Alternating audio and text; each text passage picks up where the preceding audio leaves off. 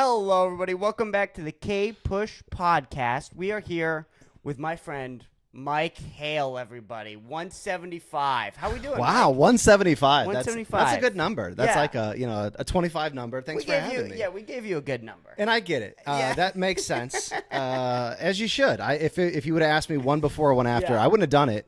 To be fair, my agent told me it was 175. I was like, all right, fine.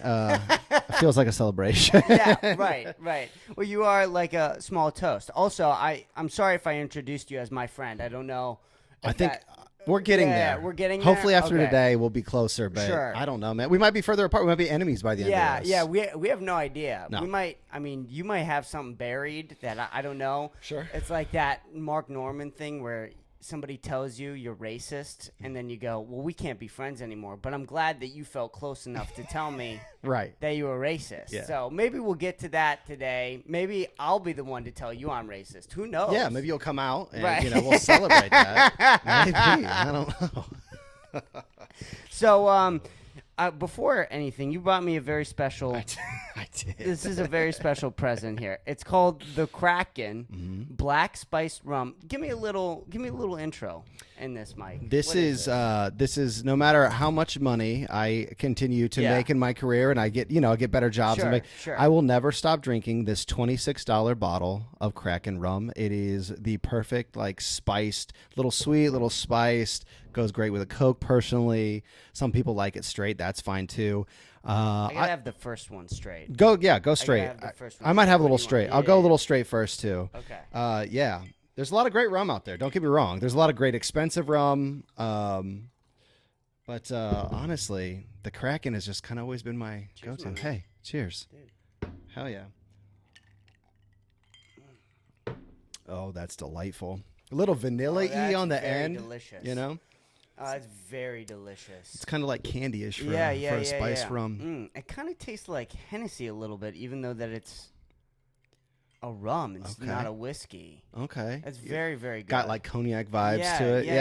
Yeah. That's very fucking good. Yeah. Oh, I like that. I like that a lot. It makes me feel like a pirate when I drink it most of the time. It's got like an octopus on the front. Like, Yeah. God. Yeah. The way the bottle is shaped, like something from a barrel almost. Yes. That's a glass. It kind of looks like a barrel. It does look like a barrel. It's got handles. Yes. It just, makes me long for the sea.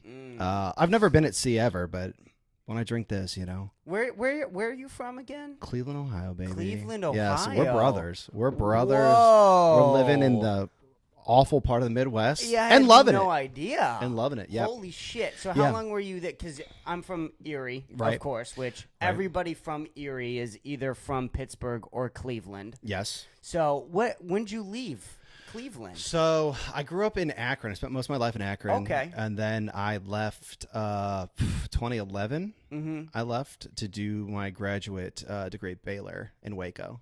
Okay. Yeah, so I was supposed Here. here in Yeah. Waco, Texas. I was supposed to be here for 3 years and then just didn't leave. So Damn. yeah. Okay. Yeah, but- And you were living in Austin at the time you were going to school in Waco? No, I was living in Waco. Okay. I lived there. So when'd you move to Austin? So I was living there for 3 years. I met my now wife while I was there. Congratulations. And I was just like, hey, I don't have anything to do. And she's like, I'm going to law school in Norman. Do you want to Sure. come? And I said, yeah, let's do it. I don't have anything else to do. So I moved to Norman with her. So we went to OU for 3 years while she did law school. And then we moved back here to Austin in 2018.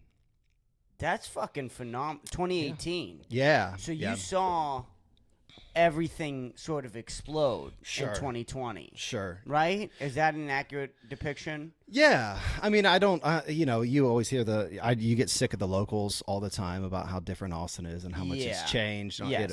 But even just from, 2018 to now, it's pretty crazy. But Yeah. I like it, man.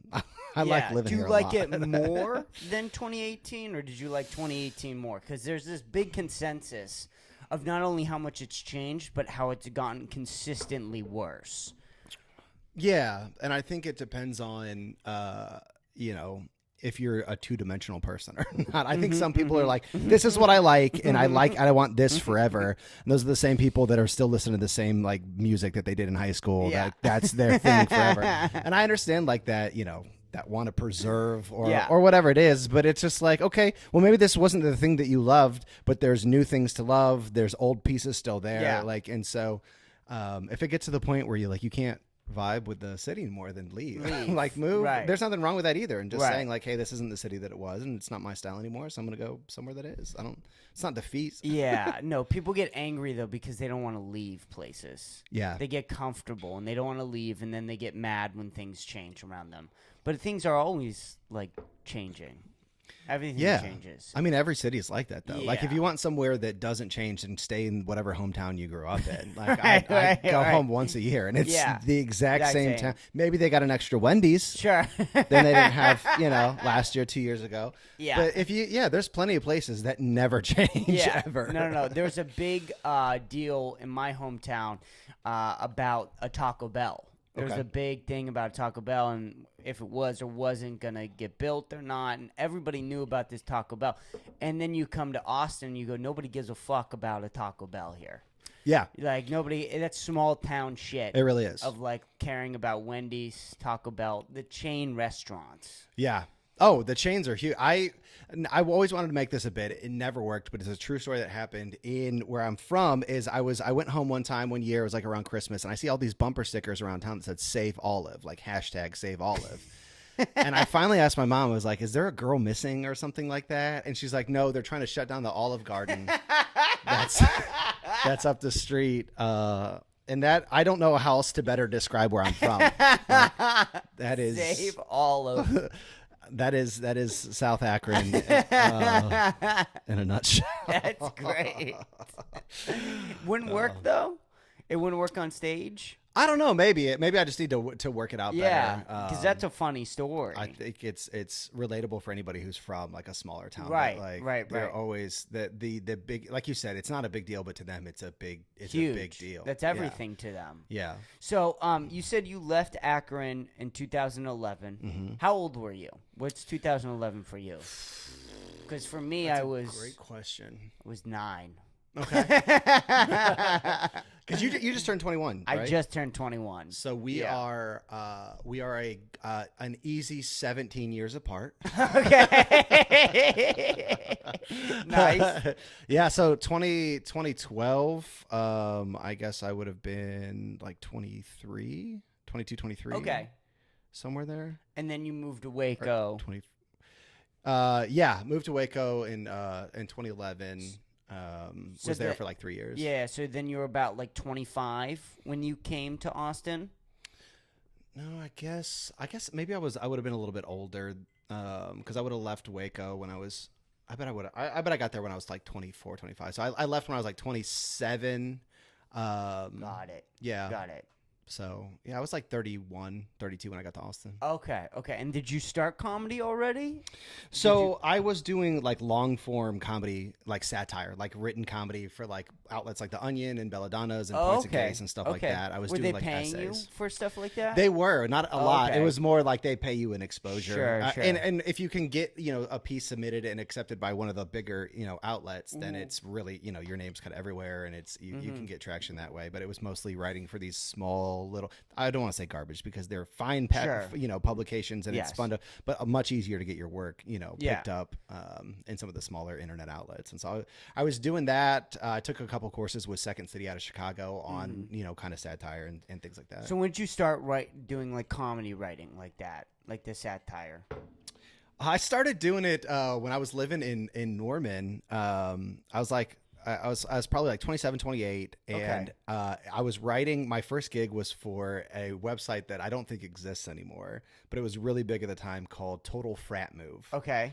I've heard of that. Yeah, it was like Barstools before Barstools, basically. Got it. Okay. It was just it was all material for like college kids and things like that. Got it. And so I'm like post-college, postgraduate, writing these like funny essays for like college kids and things like that. Okay. And then ended up just like writing an opinion piece that got more traction than my comedy stuff. Really? Just like, hey, I'm a little bit older. Here's like what I think would make your college experience better. And those were the articles that like kept getting more and more views and getting like, Interesting. more demand. And so I was going back and forth between writing, kind of funny satire stuff. And so I got a taste for it and just kept going and going. And then the comedy scene moved here. Like I was here in the pandemic, like everything closed and there was nothing to do. I was like, I've always wanted to try stand up, and it moved to my backyard. So let's do it. That's very convenient. It was almost like the universe was almost talking to you a little bit. Yeah, right? I Like, had just- right.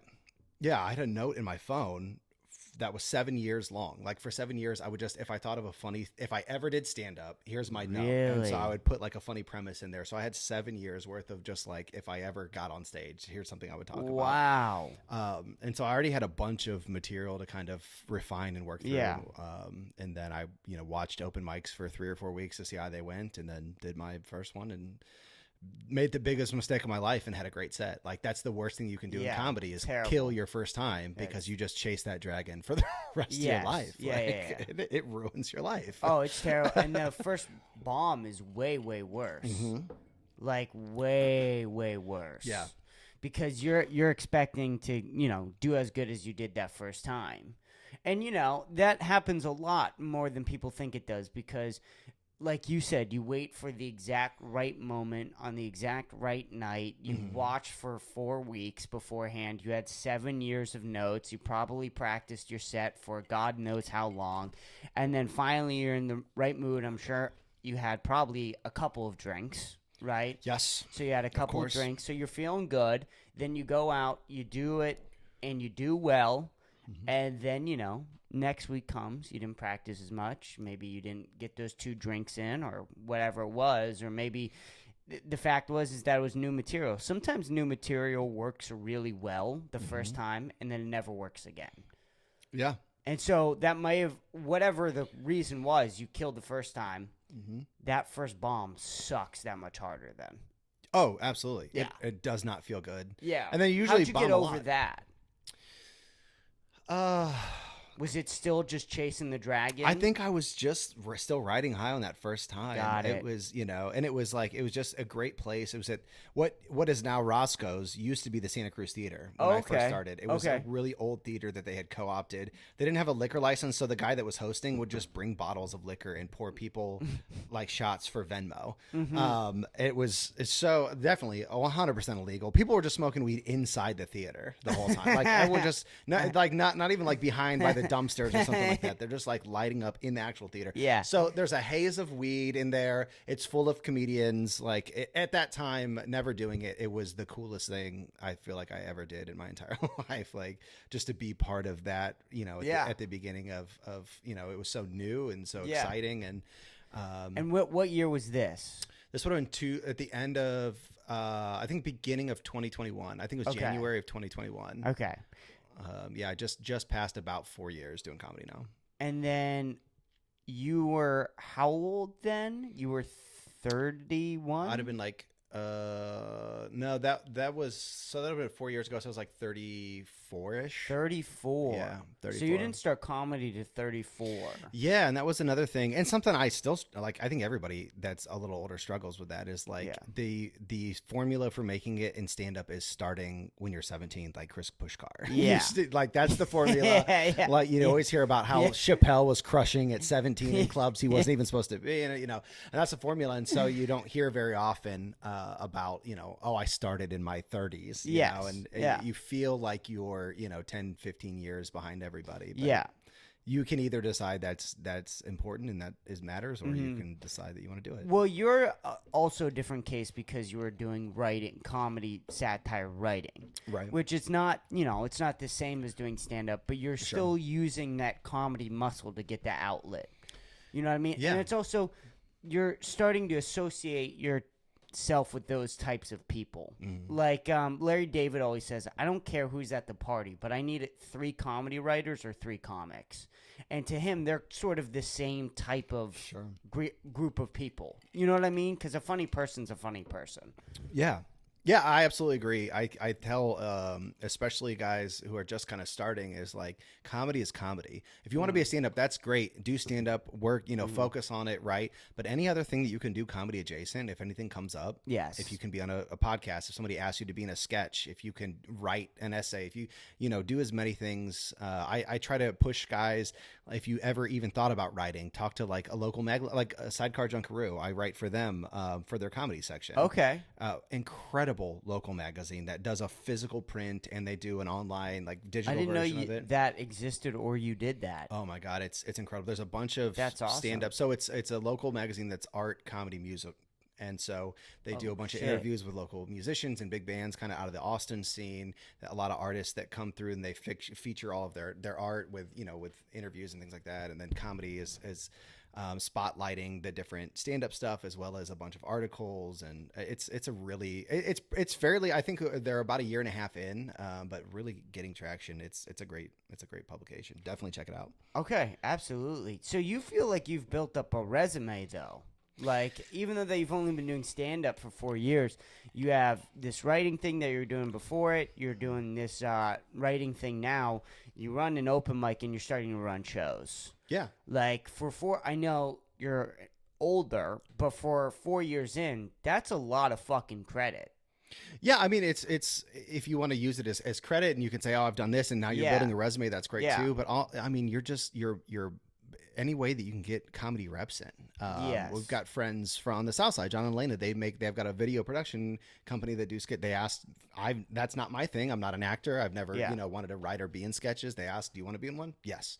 Because it's something new. It's comedy. It's a different. Yeah, they're fantastic. They're great. They might be the second two comic couple that may survive. I mean, it's Christina Przinski, Tom Segura, and then them two. I don't think there's any other people on the planet. Yeah. But I think it's very true. Well, it doesn't work.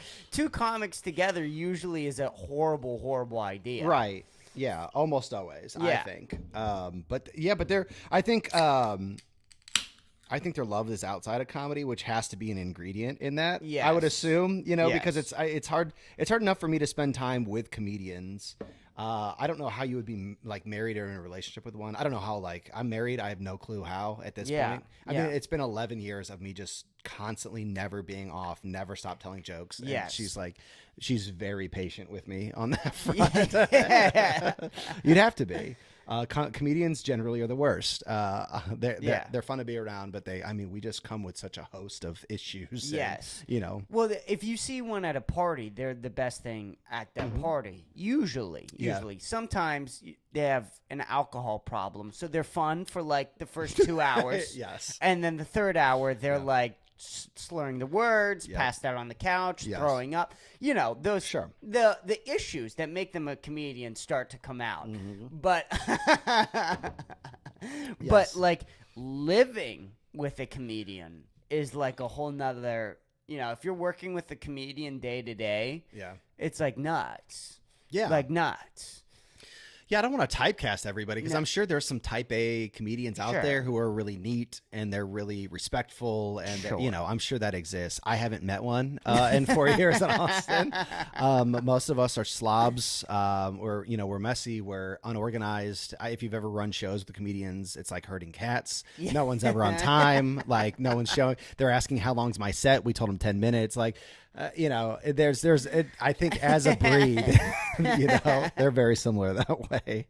Well, what I always do is I just sort of remain as flexible as I can, especially my age and I don't have a lot of credits. So if somebody's like, I want you on the show, I go there expecting to do 20 or 5 minutes. Like, just tell me how much time you want me to do. Yeah. I'll do it. Give me the spot at that moment, because if you told me a week ago, it's probably changed 7 times. Yeah. Because people cancel, you've gotten somebody else, maybe you get there and then, somebody doesn't show up, somebody shows up high, whatever. The problem is, it's like, well, now you're going up first. Well, okay, that would have been nice to know, but you know what? Fuck it, let's go. Yeah, that's always been my mentality on the thing. Yeah, because shows are so unorganized because of comedians, really. But no, you are a great host, and I've never been to your show at South. Luster Pearl? Luster Pearl. Oh, yeah. But you get really good comics there, man. And you say that you pack that place out really well. That's awesome. Yeah, it's been great. We're like 6 months in almost now. And so, we kind of started at Regal Rooms, which was a great venue. We, had some struggles they were a new venue, and they were really, trying to find their way. So it wasn't a great fit.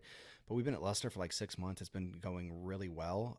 And I attribute it, like we put a lot of work into it. We put a lot of time. We get, like you said, we for the paid shows, we get, great Mothership, Creek and Cave, downtown comedians to come out and do those shows.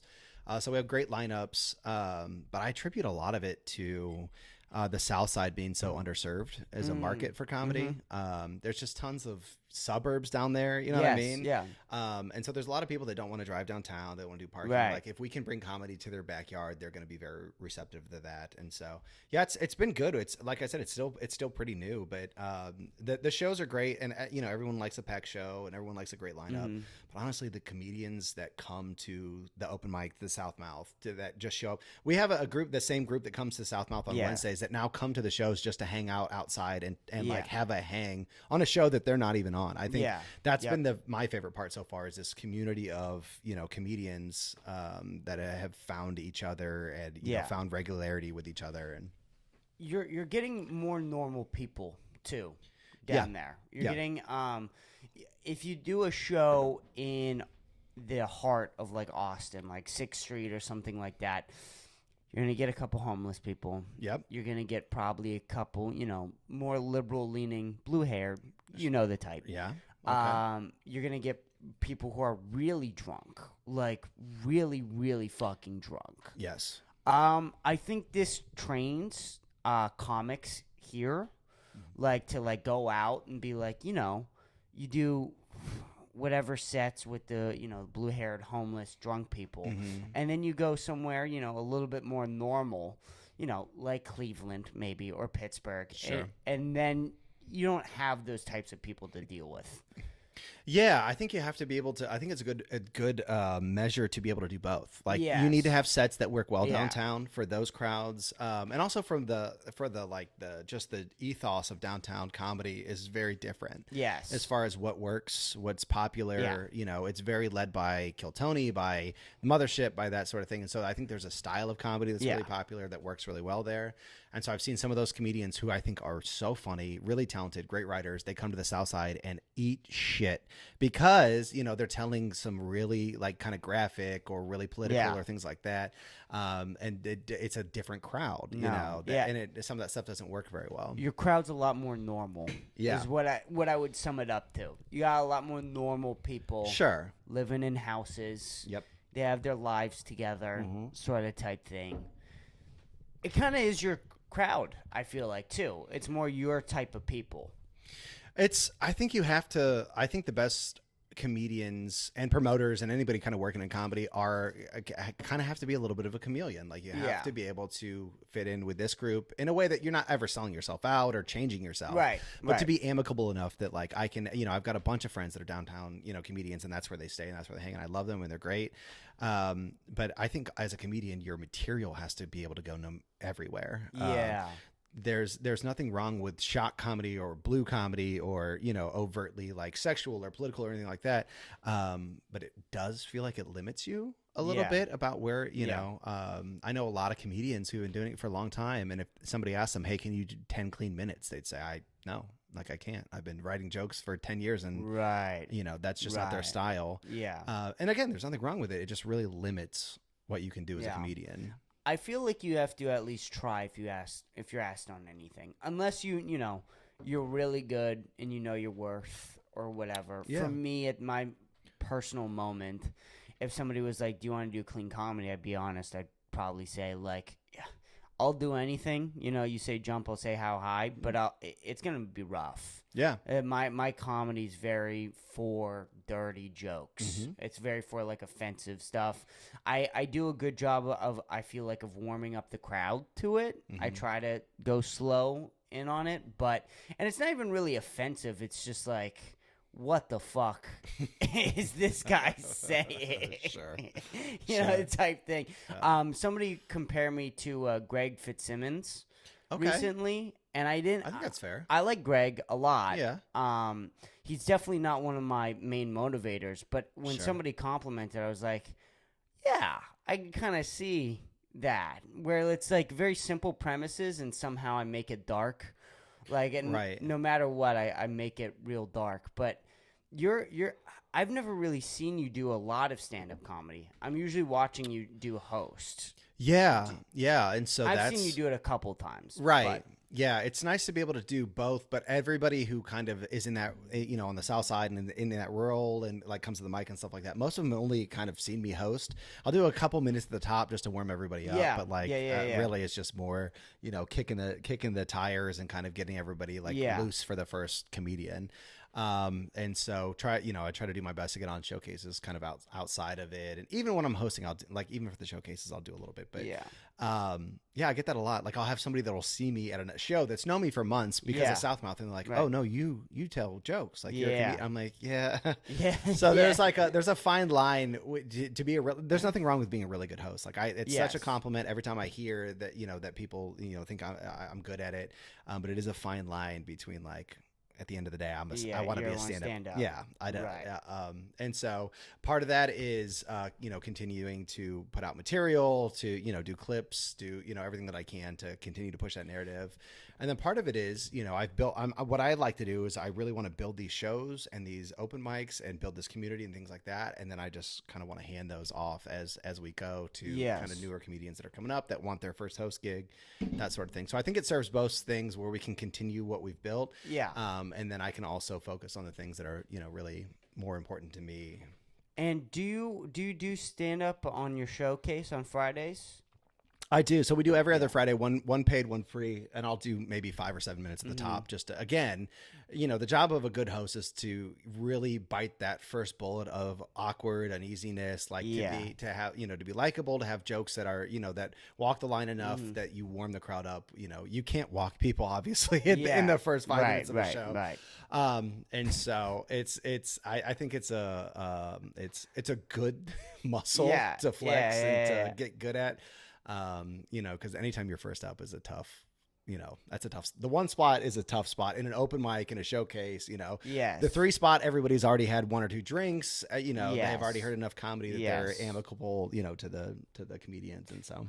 I was listening to a podcast and Andrew Schultz said something, and he said that the first joke is always the most ungenuine joke, because it's like you have to get the crowd of people prepared that you're going to tell jokes and that you're going to sit there, you're going to listen, and I'm going to be sort of the conductor of you guys for however long the time period is that you're on stage for. Yeah. And so as a host, you get really good at that really awkward, ungenuine first joke. That's really hard to do. Yeah. Yeah, I stress that a lot too, especially younger comedians or newer comedians, of like that your first joke is the most important joke of your entire set. And it's hard. A good first joke is hard because it has to be funny every time. It's not one of those ones that I tell. Sometimes it kills, sometimes doesn't. It has to be one of your jokes that no matter who you're around, what you're with, like it kills. But it also has to introduce you as a person, as a comedian, as like sets the tone for what your set's going to be like. So it's not easy, but you should have 3 to 5 jokes short. I mean, I would, in my opinion, you get 15 to 20 seconds to make a joke, to win them over, and then to do your set. Yeah. And so your first one has to be short and it has to be funny every single time, because a swing and a miss at the beginning, now you're spending the next 2 minutes trying to get them back with, something else. Right. And then you have them, and now you've only got 3 to 7 minutes, depending on how long your set is, to get into new stuff or to get into, to wade into deeper waters. And so that first joke is it's insane how important it is. Yeah. And do you have you ever done comedy outside of Austin? Like, have you ever gone back to Akron and done comedy there, or done comedy really anywhere else? Yeah, so for my day gig, I travel quite a bit, and so every time I go to a different city, I try to at least get it either on an open mic or something like that. And so there's I've gotten to do it different places. Like I got to do it in LA at the end of last year. I was just in Miami, got to do a showcase there. Oh, nice. It was just I got lucky. He's like, yeah, I got a slot. Why don't you come up tonight? Had an incredible set in Miami. And he was like, "Hey, I've got another show. If you're in town tomorrow, do you want to do it?" And I said, "Yes." In Little Havana, I said, "Sure." Like I was a god. I was a comedic god. I had an incredible, I did the same showcase had Louis C.K.'s opener from 2 weeks earlier was on the showcase, and he Holy he was fuck. super nice, gave me props, and he's like, "Yeah, you come be on this other show." I was like, "Yeah, of course I'm gonna be on the show. I'm in, like I'm so funny." Yeah. I go on this other show in Little Havana. I don't know that I've eaten shit that way since I started. It might have been one of the worst sets I've had. And it was 10 minutes. So it was just like, it just felt like it was forever and nothing was working. And, you know, Did the person before do okay? I mean, nobody was doing great, but that's not an excuse. Like, you know, I Right. think it's a cop out to say, oh, well, nobody Right. was doing well, or, you know, that might Sure. be true. But if no one's doing well, then you have the opportunity to stand out and to Yeah. be different and to Yeah. be funny. And I was. Yeah. You know, unfortunately, but I mean, that's comedy though. Like Yeah. you live and die by whatever your last set was. And Yes. so, Yes. That is you very know, true. you have to hold on to the really great sets, and you have to really shake off the bombs fast and Yeah. move on. There is a thing though with bad crowds. I mean, for sure, the best comedian should be able to make anybody laugh. That's the whole point. That's the idea. But also, there's a thing of bad crowds. Yeah, that's true.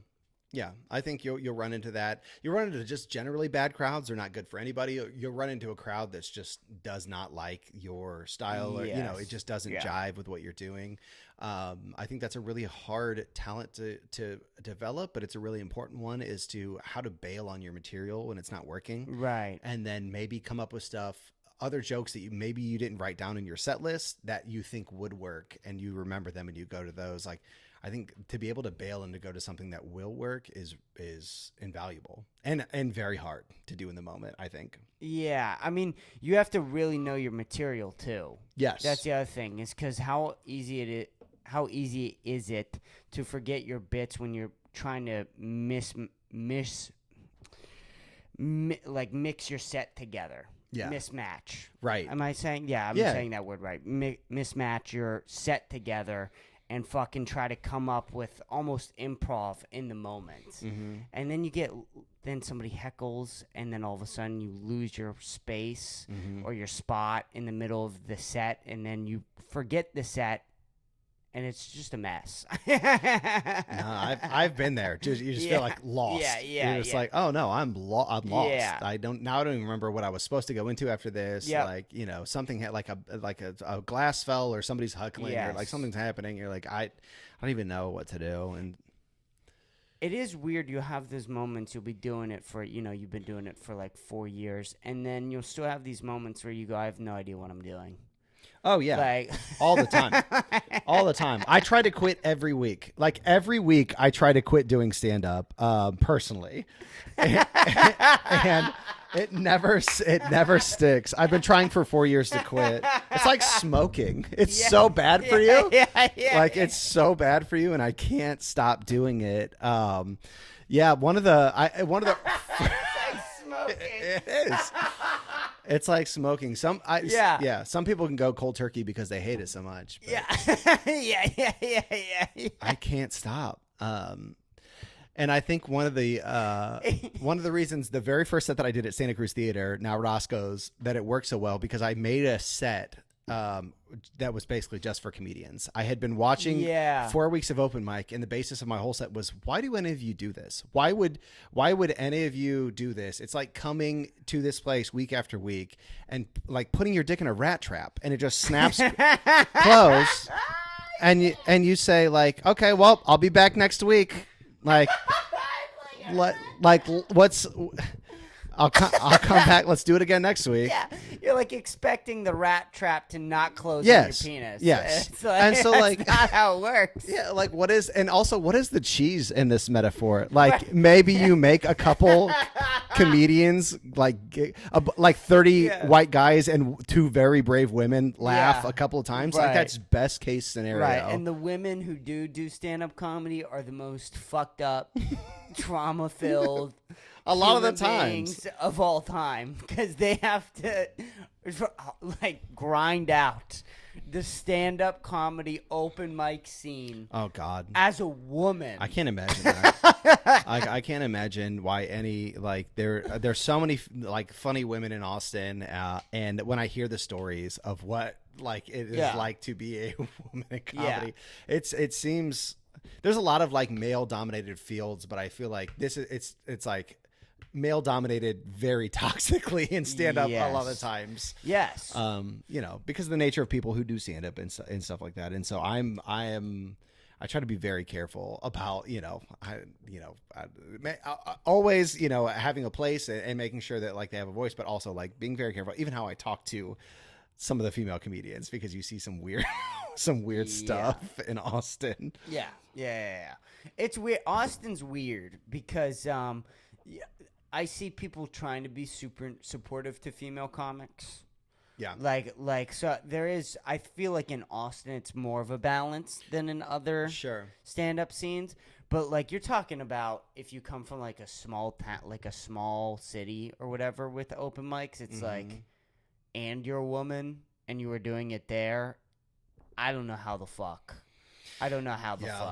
That's pretty crazy. I mean, Kill Tony likes women a lot. Sure. I know Simply Courtney always tries to have girls on. If you're a girl and you're at the open mic, you get to go up first. So there are these like little, I mean, in the grand scheme of things, it's overall still harder to be a girl in stand-up comedy. But there's people trying in Austin. There are people trying. Even the field. Even what you were just saying, trying to build off of what you were saying, where like you try to be more respectful, you try to be careful, just because of some of the things you see. I'm not saying overall it's so easier to be a woman in Austin. No, but not at all. Yeah. But even here, we're trying to even the playing field a little bit more. But like if you come from like Boston, Chicago, oh yeah, I can't. Good luck. Yeah, especially Boston. Yeah, that seems really rough. Oh, it's terrible. Yeah, I try to like. I think the only way to do it well is to talk to female comedians and say like, hey, like, where's the line between like I want to help and be an ally and I'm patronizing and or being, there's some guys that take it too far and it's kind of weird. It's like it is. I hate when people's like, oh, it's so hard to be a white guy. It's not, but like I want to play by every, I want to make sure that I'm doing things right. And so it's the same thing of making sure that I always have, like every single showcase has at least one or two female comedians, one or two, people of color on the showcases. But, it just feels like that's how shows should go because there's lots of women, there's lots of people. It's just, I don't know. It's so weird to see lots of those, a bunch of white guy lineups, and I get it. There's so many of us. There's so many. That of is us. also the problem. How many fucking white guys? There's so many of us. Blue-eyed white guys. Yes. Who are like, I had problems with my mom, so now I need to tell dick jokes on stage. Yeah. You know what I mean? Yeah. And they're like, this is my therapy. It's like, no, actually therapy's therapy. Like, I don't know if you guys have heard, but like, but BetterHelp is very dope. I will be the poster child of comedians for BetterHelp. No, therapy is therapy. And I think that's such a weird thing because you hear that a lot as like a premise in Austin, stand-ups that are like, hey, this is my therapy. This is how I express myself. It's like, I don't know. Right. Maybe you need real therapy and you're being a dick sometimes. Yes, absolutely. I have heard this comparison to, I think Joey Diaz said this.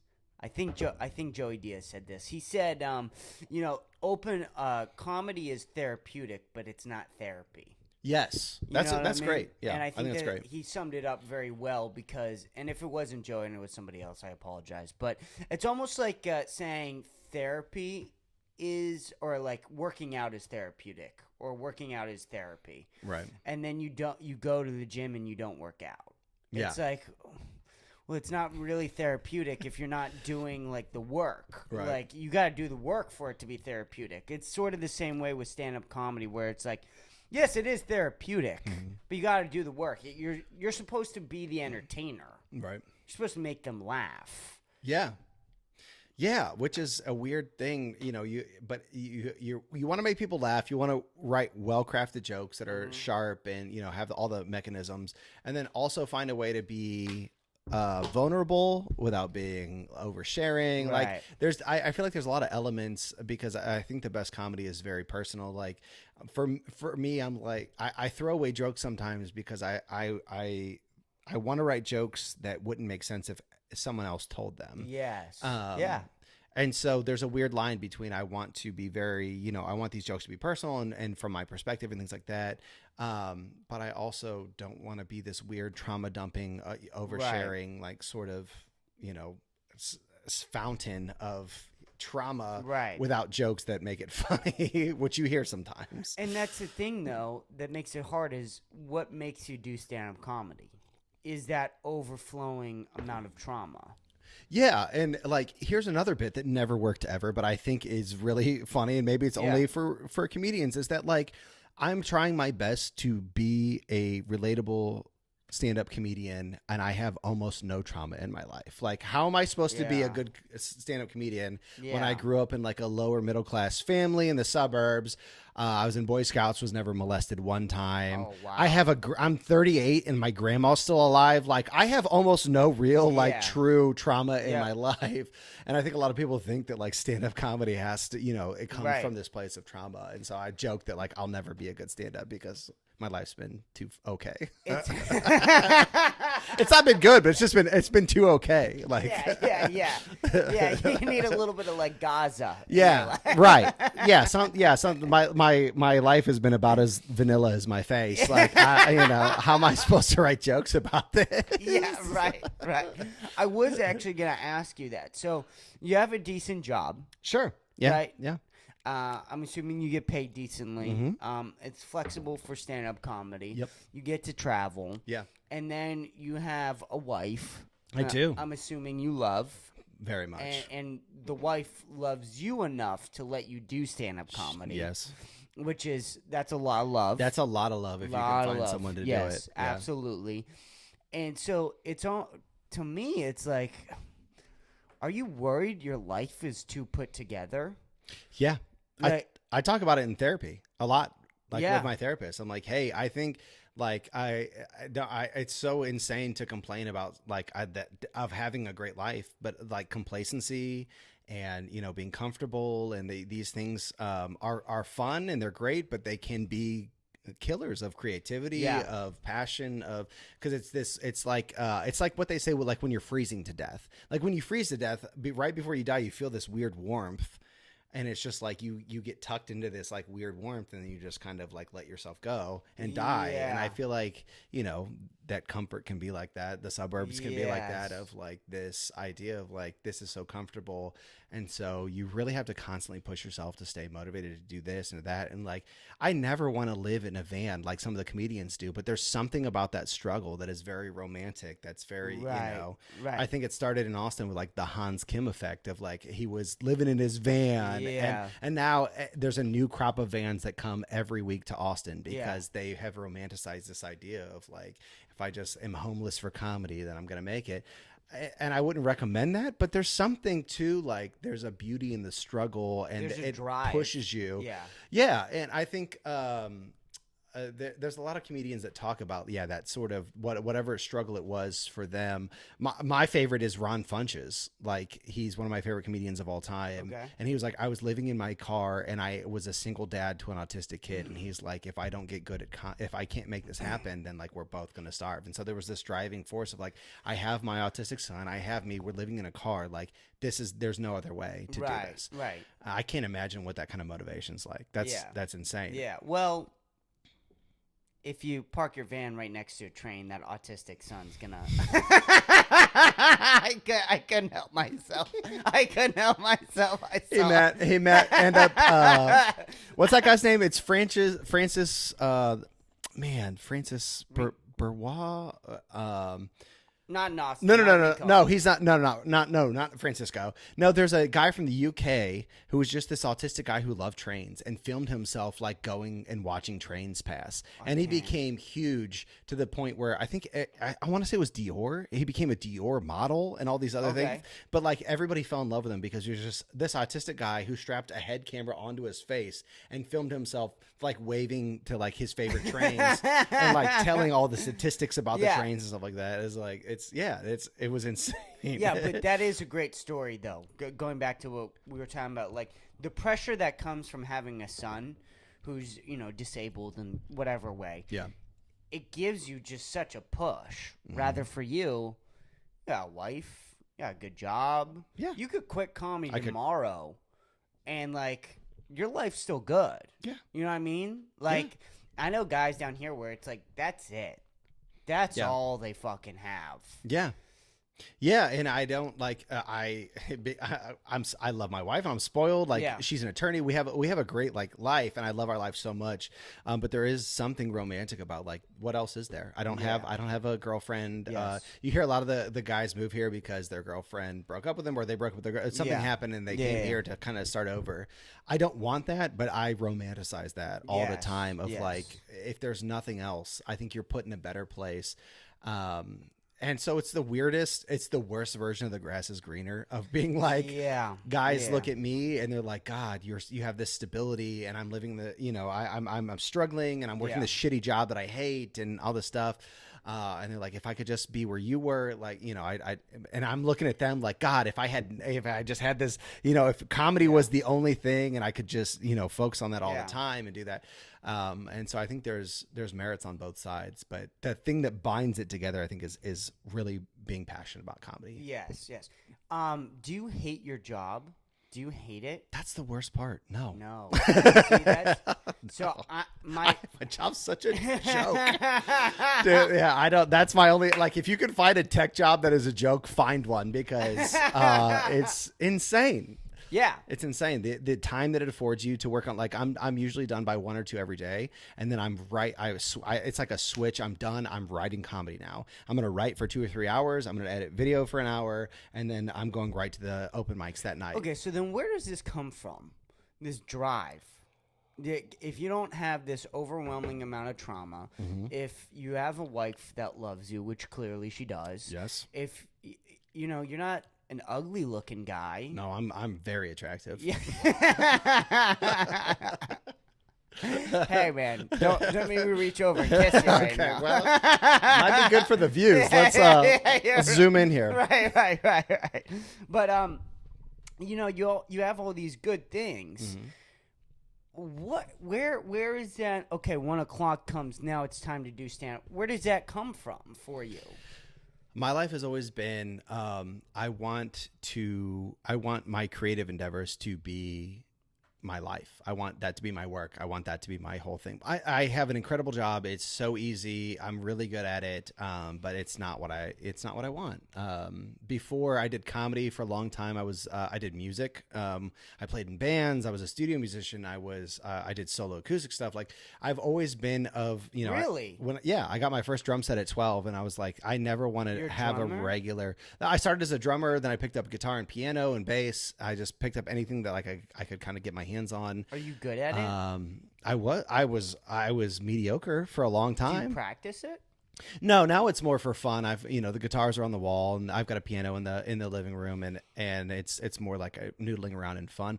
But to me, the end goal was always being creative as a profession. And so it was music for a long time. And then I was playing probably two nights a week, sometimes more, sometimes 3 on 6th Street, playing shitty bars, acoustic by myself for, $100 for 3 hours.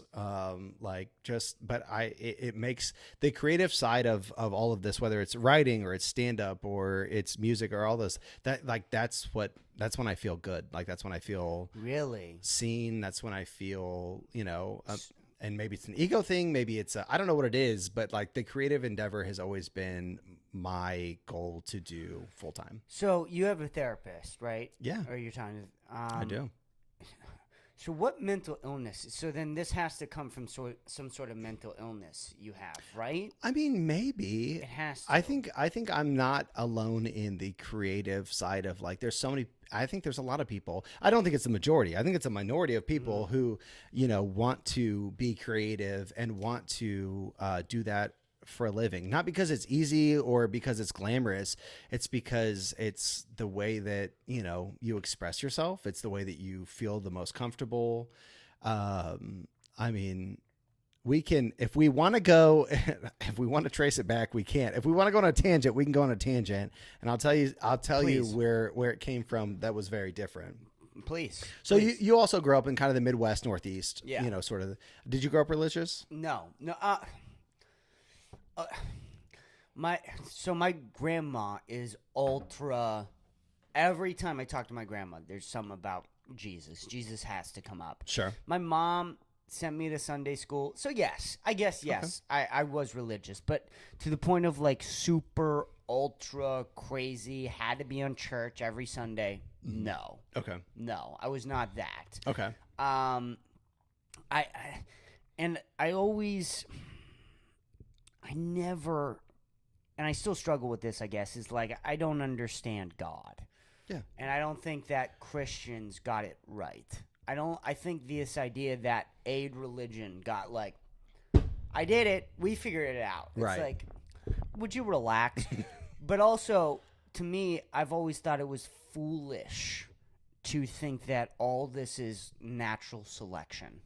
All this is natural selection. We're just here because of random events that happen in time. Like, of all the time that's ever happened in the universe, you and I are sitting right here in in a 1-bedroom apartment, sure, but but still, like, how many odds we had to beat for you and me to be sitting here right now having this conversation? Yeah.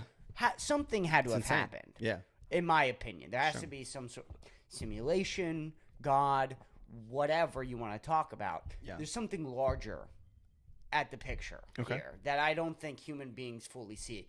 I think religions, probably every religion, even cults, probably get an aspect of that correctly, no matter what that is. Mm-hmm. Some religions probably are closer to home than others. Yeah. But I just think that it's always been foolish to say Christians got it 100% correctly. Yeah. You know what I mean? So, but you're saying you were grown up religious, really religious. Yeah. So go ahead. Please Yeah. So continue on I that grew up tangent. super religious. Yeah. To be fair, I grew up Northeast, Midwest religion. Yeah. Not Southern Baptist, not kind of the very, so it was this weird mix of, we are super religious. We go to church every Sunday. We do youth group. We do Wednesday Bible studies. So we're going to church 2 to 3 times a week, depending on, what's going on. But at the same time, I grew up Methodist. And so we had a black female preacher, for 4 years of through my high school years, very formative. The Methodist Church, until very recently in the last 2 or 3 years, was one of the most progressive denominations of, I would say, Protestantism. They were very, they affirmed LGBTQ in the pulpit. Yeah. They affirmed women. Again, that is not the case recently. The entire Methodist Church has split over that in the last 3 or 4 years, which is super sad. But when I was growing up, that was not the case. We were religious, but very liberal at the same time. And so it was a mix of that old school, Methodist religion with the sensibilities of being from the Midwest, the Very Northeast. unique. Yeah, I'm super thankful for that. I think it gave me a very unique kind of perspective growing up. And so I was really into youth group. High school got really into it. So my undergrad was at Malone University, a small Christian college in Canton, Ohio. Oh, wow. So I did my undergrad in Bible and theology. And then I went to Baylor's Truett Seminary. Okay. So that my master's was a master's of divinity. So I was a pastor. I was a worship leader. I did that was my worldview for a really long time. I got to the end of it and decided that it wasn't for me and that I didn't necessarily believe in all of it.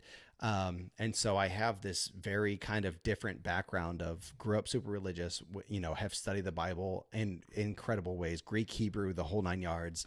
Really? And was preaching consistently. You were a preacher. I was a preacher. I was a youth minister for a long time. Oh, that explains worship leader, so much. all of that. And just because that's not necessarily, my thing now, that part of my life was really important, really formative to my worldview, to my comedy, to my music, to my, the things that I, kind of was formed by, came up with. And so I take a lot of that into how I write, into how I, even though that's not who I am anymore. It's No. still, it's like I was 19. It's the day my brother turned 18. Me and him went to the tattoo parlor, and we got the Methodist cross and flame tattooed on our back with brother in Hebrew, like very, Whoa. very much into it. And so that was a Whoa. big part of, my life for a long time. Um, Dude, that makes so much sense. Okay. You give Sam Kinison vibes. You give, like, even the way you host and the way you tell jokes is very Sam Kinison. And I never put it together until you just said that you were a preacher. I think the first jokes that I wrote was as a preacher.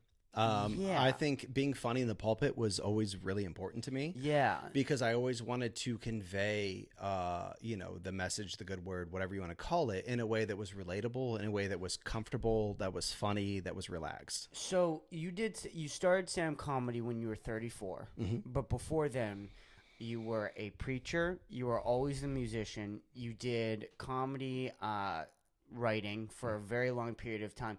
So you've had like a life that is sort of conditioned you to be a stand-up comedian. Yeah, I think it all informs what I do now and Yeah. the stand-up that I am.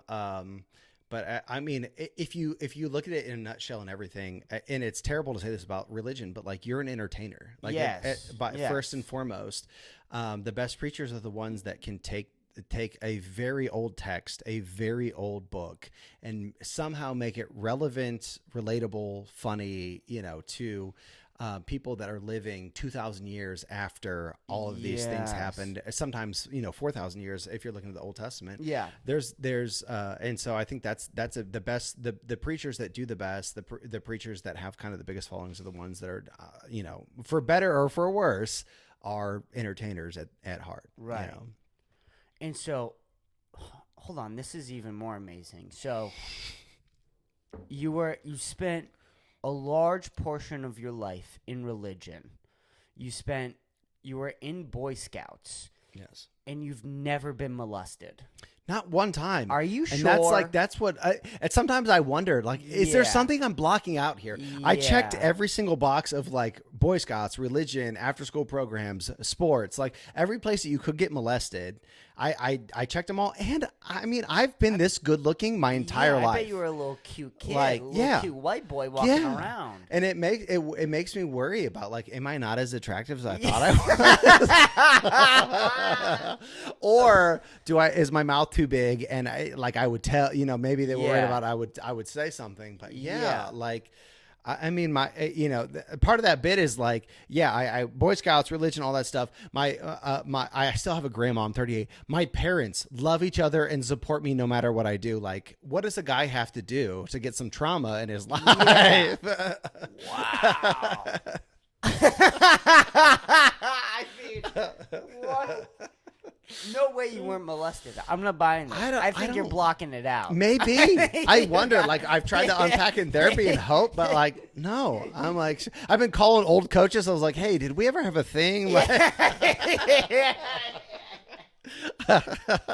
were we ever like, I don't know, like, when I'm at home, like, hey, do you want to grab a drink or something? Yeah. Like, let's figure it out. But no, yeah, it was really, and it's not to say that I haven't, there's things that have happened in my life that have been, rough, but when you hear other people's stories, and one of the hardest things when I was really religious, I was a pastor, worship leader, all that stuff. One of the hardest things that I dealt with is like my testimony. Everyone has their testimony.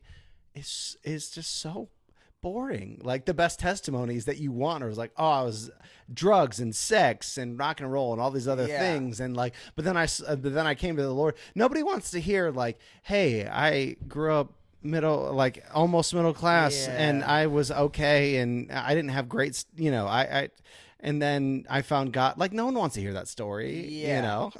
I They want to hear like, I was pulled out of a ditch, and Yeah. I almost died, and I had this revelation, and I found Christ. Like that my testimony, I always felt like it was a really boring, Well, and you said even before you started the podcast, like you kind of want to amp yourself up when you're recording a little bit because you think Sure. of yourself as a boring person. Yeah. But I think you're very interesting. Like, everything you've told me right now is very interesting.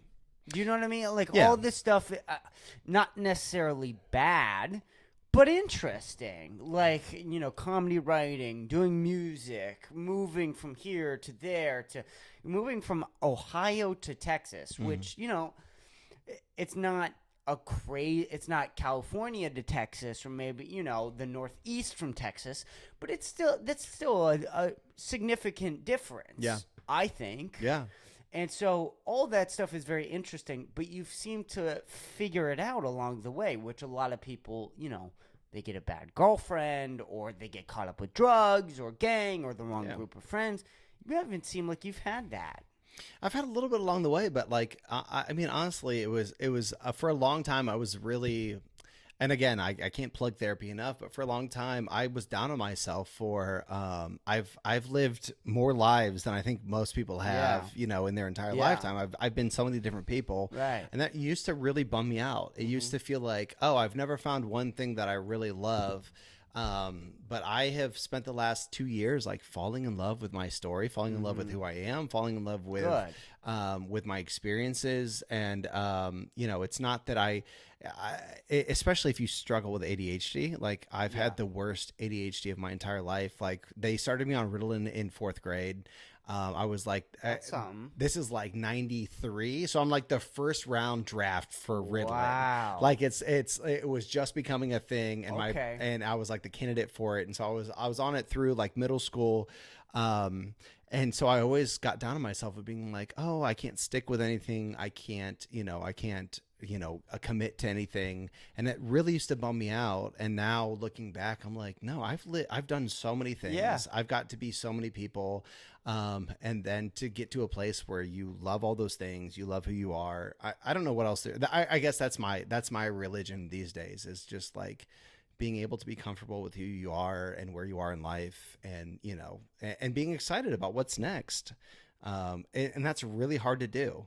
Yes. Because the grind is terrible, especially as comedians. Like it's really, it's a lot of the time, it feels bad more than it feels good. Yeah. A lot of the time. And so you either quit and stop doing it, or, you live with that and you learn to, kind of grow. And I think that's every sort of thing that is based off of talent, and I include sports in that as well. Yeah. Is the amount of time that goes unnoticed. Yeah. Or is not recognized. Mhm. Like, I think even with like basketball players, or stand-up comics for sure, musicians, which you've all done, you've all been a part of. Like, all those things can really go unnoticed, the amount of hours you'll pour into it. Yeah. Yeah. And that's always been my thing. That's always been the thing I really get depressed about, is like, I'm not doing enough. I'm not putting enough time into this. I have a hard time choosing the hard thing. It's hard. I think anything you're passionate about, choosing the hard thing is the most essential part, because you can play video games. You can watch TV. You can do these other things in place of writing, in place of trying something new. And, and so to find ways to choose the hard thing, I think is essential to, like you said, anything. It's not just comedy. It's whatever you really want to do. Yes. It's putting in those quote unquote 10,000 hours. Yeah. I think 5 or 6 years ago, I started this book called Grit, because I wanted to get better about like really being sticky and really and I didn't even finish the book. I was like, if I can't finish this book, if I can't I don't have it. I just don't have it. And it's like, no, it's not that I don't have it. It's just like, if you have ADHD, if you have some of these other, kind of neurodivergent things that make it harder, it's not that you can't do it. It's just, it's going to be harder for you. And you have to recognize that and say, okay, it's going to be harder for me. But I'm going to find tools that help me do it. I'm going to, find tools that help me be organized. I'm going to find tools that help me, kind of figure myself out, rather than just giving up and saying, well, this is the way I am and I'm not cut out for this. Because that's not true. Right. That's very interesting. Oh, dude, you're a very interesting guy. I don't know why you would think you're ever boring. Like, this is a very interesting. And how many podcasts have you done before this one? Maybe 2 or 3, not many. I did a couple when I was doing music. I did a few there. I've done 1 or 2 comedy podcasts. Honestly, and this is no offense to you or anybody else who has a podcast. I try to stay away from them just because for the most part, they're just a lot of the time it's a bunch of guys who's like, oh, we hang out, we joke around, so we should definitely have a podcast, and they're almost never good. But like I like you so much as a person. I like you as a comedian.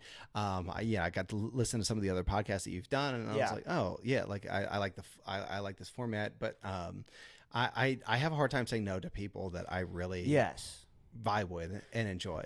Well, the thing is with like hanging out, the main difference between hanging out and having a podcast is like you gotta keep an amped hangout. It's not, you're not just hanging out. Like with hanging out, you and me are hanging out. You know, we might riff like this. Sure. But also in the middle of it, you might be like, dude, you catch that new South Park episode? Play that fucking South Park episode. Yes. You know what I mean? Or you might be like, dude, check out this video on Instagram. You know what I mean? You might do a lot of that hanging out, which is fun. That's all fun. But the thing is with podcasting is like you can't just be like talking about South Park and what you saw on your Instagram feed the whole time. Oh, right. You can do a little bit of that. That's great. Yeah, it's great. I mean, maybe there's a podcast out there with all they do is watch South Park. I haven't seen a good one of that. You know, I haven't seen that format yet. Maybe I'm sure it has to exist. It has to exist. There's so many now. There's so many. There's so many, and the other part of it is like also, again, I don't want to disparage anybody. No, but there's too many, like a bunch of white guy podcasts with, hey, let's get 2 to 7 people together. We all have the exact same viewpoints. We grew up in the same place, or we like kind of have the same experiences, and we're just gonna. There's nothing wrong with that. I'm just saying like. It's a very oversaturated market now that podcasting is, over the last 10 years, it has been getting really big. So I remember it was 2021, and I started this podcast in November of 2020. So it was 2021, and I was listening to a Tim Dillon podcast. Yeah. And he goes, these people who come up to me and they go, oh, I started a podcast recently. They go, oh, you started a podcast 2021? Mm-hmm. Really? Yeah. Good luck. Yeah. Good luck. And that was 2020. That was 4 fucking years ago he said that. And even at the time I was like, well, sorry, Tim Dillon. I'm 17. Yeah. I'm sorry I wasn't born sooner. That's my bad. Sure. Nothing I could have done. But it's like, even at 2021, it was such an oversaturated market. Yeah. Let alone now. Yeah. 2025. I mean, I was talking about a hairdresser the other day. I went to go get a haircut, and she was like, I'm going to start a podcast about my life. I was like, okay. Yeah. Good luck. Yeah. Like, good luck. All best to you. I hope you blow up. Yeah. I hope you are famous. Yeah. I hope you get to quit your, hairstyling job. Right. But, are you going to do this for 10 years? Yeah. Because that's what it's going to take. It's going to take 10 long years of you sitting with people. And are you going to have fun? Yeah. And that's the other thing that's hard, too, is like with the hangout and also balancing like a decent conversation is like you got to have fun, too. Yeah. So it's this borderline of like having fun and working. Yeah, I think a really good question if you're like, I'm going to start a podcast. The question is, in 5 years, if you're doing this weekly, bi-weekly, monthly, in 5 years, if no one is still listening to this, would you do it anyway? Like, what do you believe in this medium, and do you believe in the conversations you're having so much that even if you don't have any views in 5 years, would you keep doing it because like you really believe in the format or who you're talking to, or you just don't give a shit because you're having so much fun, and you just want to record some of these conversations like that is, I think there's too many bros that want to be like, I'm starting a podcast because we're so funny. They do 4 and they're like, nobody listened. It's like, yeah, you did 4. Yeah. Like this is not how podcasts work. Mark Maron did this for years to nobody. Like he did that for a decade. He was one of the first podcasters of all time. And he had so long where it was all of his friends on, incredible guests, and people were still not watching because it wasn't a format that people were into. And so like, can you do this in a time where it's not popular or where it's hard and then continue to just keep going and keep going and keep going? That's something I respect very, very much. Yeah. And you can already feel there's going to be a time where people are going to start saying fuck off to podcasts. Yeah. It's just going to happen. And, that will last, I'm guessing, for a solid 10 years before podcasts come back. I'm going to guess this height of podcasting, this oversaturation, is going to continue for another 5 years. Yeah. And then after that 5 years, people are going to be sick of podcasters. They just are. And, they will always have loyal fans. The big ones will survive. Joe Rogan's still going to make money. Andrew Schultz is still going to make money. Yeah. Theo Vaughn, Tim Dillon. Those people are going to still make money. Lex Friedman, Andrew Huberman. I know I usually focus on the stand-up comedians. There's other podcasts. Right. Not saying they're bad or good. But this comedian podcast, it's going to end in 5 years. And I think people are going to hate them for 10 years. And then after that, after the the saturation has ended, then people will start coming back and being like, "Oh yeah, podcast." I'm ready to go through that drought. You know what I mean? Like, yeah, absolutely. It is what it is. I'm ready to go through that. Yeah. Also, and I've said this. I think I was 19 or 18 when I realized this. Is nobody wants to listen to somebody under 25. Just. It is what it is. Yeah. I know you're having a great conversation with me. I know a really great conversation. I love this. I mean, this is going to be your biggest one yet, I think, personally. And I only say that because it's me, but it's true. It's absolutely true. But like, I mean, your favorite ones are the ones that speak you the most. And like, I'm not a huge podcast guy, but I do have a handful. And the ones to me are like Mike Birbiglia's podcast, Working It Out, is one of my favorites. It's not because it's two comedians just talking. It's two comedians working out bits and doing. Yes. Like, I get something very real out of it. And I think everybody, it's whatever you get out of that specific, whether it's something tangential. Like for me, I love those podcasts because I feel like I'm learning, I'm building things. But if you sometimes you gravitate towards those personalities, you just like, how they are. And, Tim Dillon's fantastic. And so is Theo Vaughn. You do, you listen to what you vibe with the most and what you get the most out of. And I think it's different for everybody. And also the thing is, again, with like the building bits, it's not just hanging out.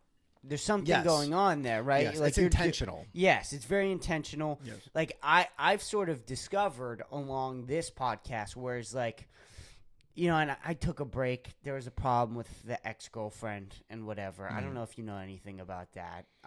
Only because I listened to Alex's. He got a little into it a little bit, and he had some wisdom, and it was a fun listen, I think. Yes, and also Alex always drops like these big wisdom bombs on me. Like he's very good at being like, "No, you should do this. No, you shouldn't do that," because he's been doing it for. Oh my God, is he at 9-10 years? When I met him, he was at 7 years, and that was 2 years ago. So he's probably at like 9 years now or whatever.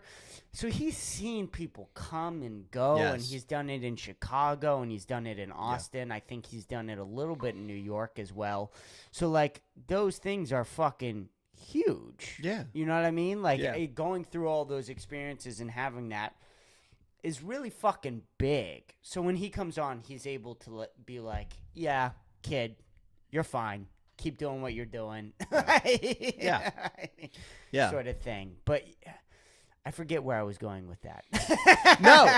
But I mean, I think there's something to mine there. I think there's something to mine out of like even that interaction with you and Alex is very, if you're, if people have had the same experience you had, or even like around your same age, and he's kind of coming from a different place. Yes. I think there's two different, there's a lot of stuff to mine from that conversation, and you can relate to, I'm either, I'm in your spot or I'm in his spot. And like that to me, that sort of perspective, that sort of, gravitas is really important for any podcast that anyone's going to listen to, of like, oh yeah, I am going to glean something from this, whether it's Right. going to lighten my day, I'm going to learn something like that. Like I understand that the Joe Rogan podcast is the biggest podcast in the world. He's Yes. not my favorite person. He's not my favorite comedian, but sometimes when he has a guest on that I love, I will tune in just because of what that guest is. Yes. And that's a big part of it, because I know I'm going to learn, even if I have to tune him out because he's not my favorite,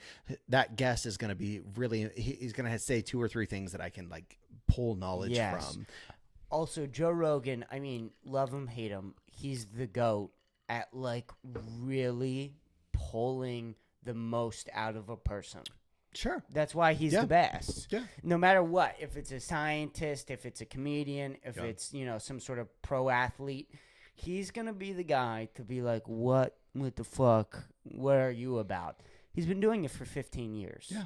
You know what I mean? Yeah. That's, by the way, again, you go back, you watch those earlier podcast episodes of Joe Rogan. Yeah. Not great. Not great. No. No, not at all. And he'll admit that I'm not talking shit. I'd say No, this no, to no. his face. Yeah. And You know, he would say the same thing. And he would say the same thing. Yeah. He'd agree with me. Yep. It's like, yeah, it took a long fucking time of like trying to get good at this thing. It takes a while. It does. It's not easy. It's not No. an easy thing to be able to No. pull things out of guests, have, topics that are, accessible, but, exciting and entertaining. Like, Have you ever thought about starting a podcast? I mean, maybe now it's like, it'd just be hard now. You know what you're in for. You'd be so well aware, especially you. Like, of all people, you would be like, I've done music. I've done comedy writing. I've done stand-up. I know this ride of, like, starting something, keeping it going, even though that it's going to suck some days. Some days it's going to be great. Some days it's not. But you're just such, like, an interesting guy and a good talker where it's like, did this ever cross your mind? it has, and the problem, I think the problem is there's so many bad podcasts out there is the issue.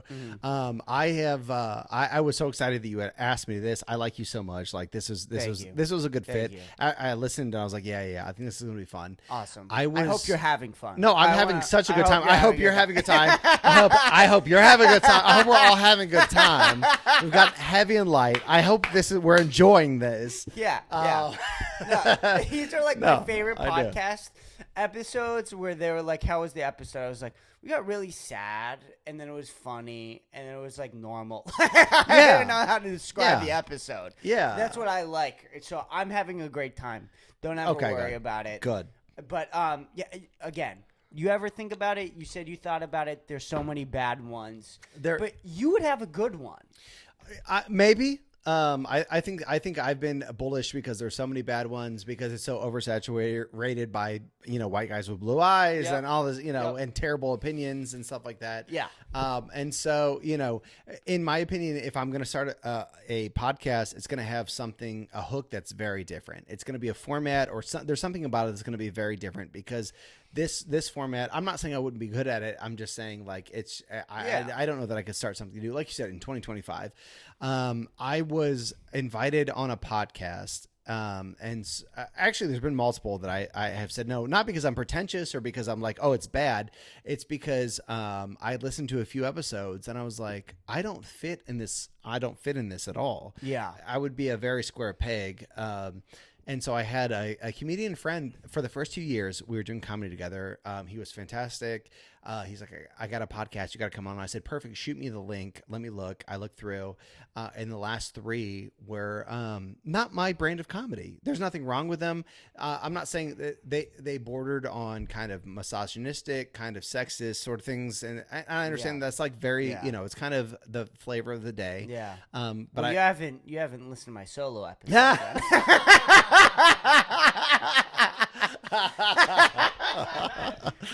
I really, when no one's here, I really, Yeah, I go in. I really go in.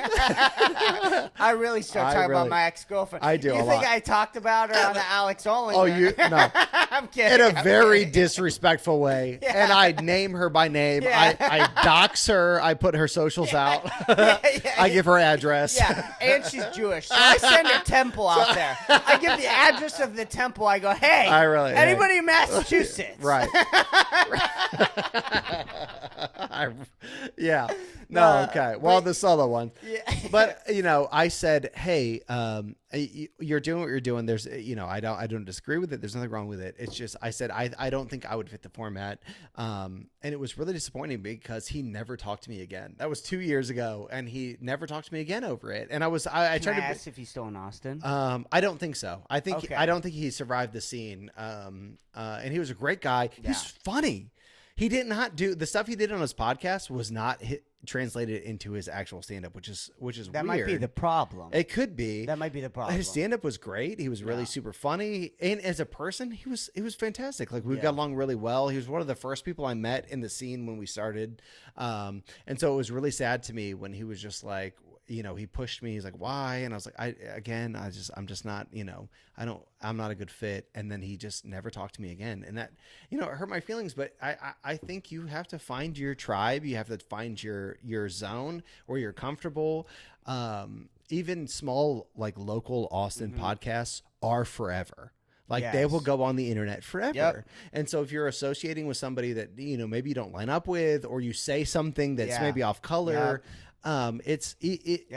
maybe you think it's nothing, but and then 5 years later, it's a thing. And I think as comedians, you have to be careful about who you're on with, who you surround yourself with, the kind of comedy you do. And that's a personal opinion. That's just well, it's an me. accurate personal opinion. Let me let me say that it's a very well worded. If you were going to steelman an argument, that's a hard steelman. You know what I mean? So I understand completely what you're saying, but you can't have that. If that guy, and I don't know him, and I don't say his name, but you cannot. If he was salty about you not wanting to come on, that's why he failed. You know what I mean? And whatever. I don't know him, but the thing is we've had Chris Tan on this podcast a long time ago, and he came on once, and I asked him to come on again a year later, and he was like, hey man, I'm really focused on stand-up comedy. I don't want to get involved with this podcast scene, and it is what it is. And me and Chris, we hang out at open mics. I say, dude, hey, how you doing? When he has a good set, I go up to him, I'm like, that was fucking great. I mean, Chris Tan. He's an excellent comic. Yeah, he's very good. And so I have no personal ill will to Chris Tan at all. If he wants to come on tomorrow, he's more than welcome to come on. Yeah. But I'm not going to lie, it sort of, it upset me a little bit. It upset me. I was like, oh, damn, I had fun on the podcast. He's such a great comic. Yeah. I was a little upset that he didn't want to come back on. It is what it is. Sure. Move fucking forward. Yeah. You know what I mean? Alex Ollinger wants to come on. Yeah. Derek Dimfle's willing to come on. Fucking, you're willing to come on. You know what I mean? I can be grateful for you guys, or I can think about the one that got away, quote unquote. Sure. That gets you nowhere. Yeah. Especially when you're talking about podcasts. Yeah. Especially when you're talking about podcasts. And, let's say I blow up tomorrow. Mm-hmm. You know what I mean? I go and kill Tony tonight. Yeah. Tonight I go on and kill Tony. I have the best set. I'm not saying this will happen. I don't have that much of an ego. Let's just play hypothetical. Okay. I'm blowing up. Chris Tan then wants to come on. Sure, come on. I might make a comment. He might you gotta come call on, him out a little bit. And I might be like, oh, isn't it convenient that now you're coming back on? But it's but then you move on. Yeah. Move on. And that's the thing I think with people who have been screwed over or lived a lot is the things where people are just no, you can kind of brush off your shoulders. Yeah. A lot more or easier than most people. You know what I mean? Yeah, yeah. You do have to have a certain type of personality to have a podcast. Yeah. a certain type of mental illness, and that can combine with being stand-up comedy. Yeah. But sometimes a certain, like Louis C.K., one of the best comedians of all time, right? Yeah. He's not great on podcasts. He's just not. Mhm. He's not great. He's not, and this is a thing that, which is so funny, right? We don't like to talk about politics, but Democrats were like, we need a leftist Joe Rogan. What about Louis C.K.?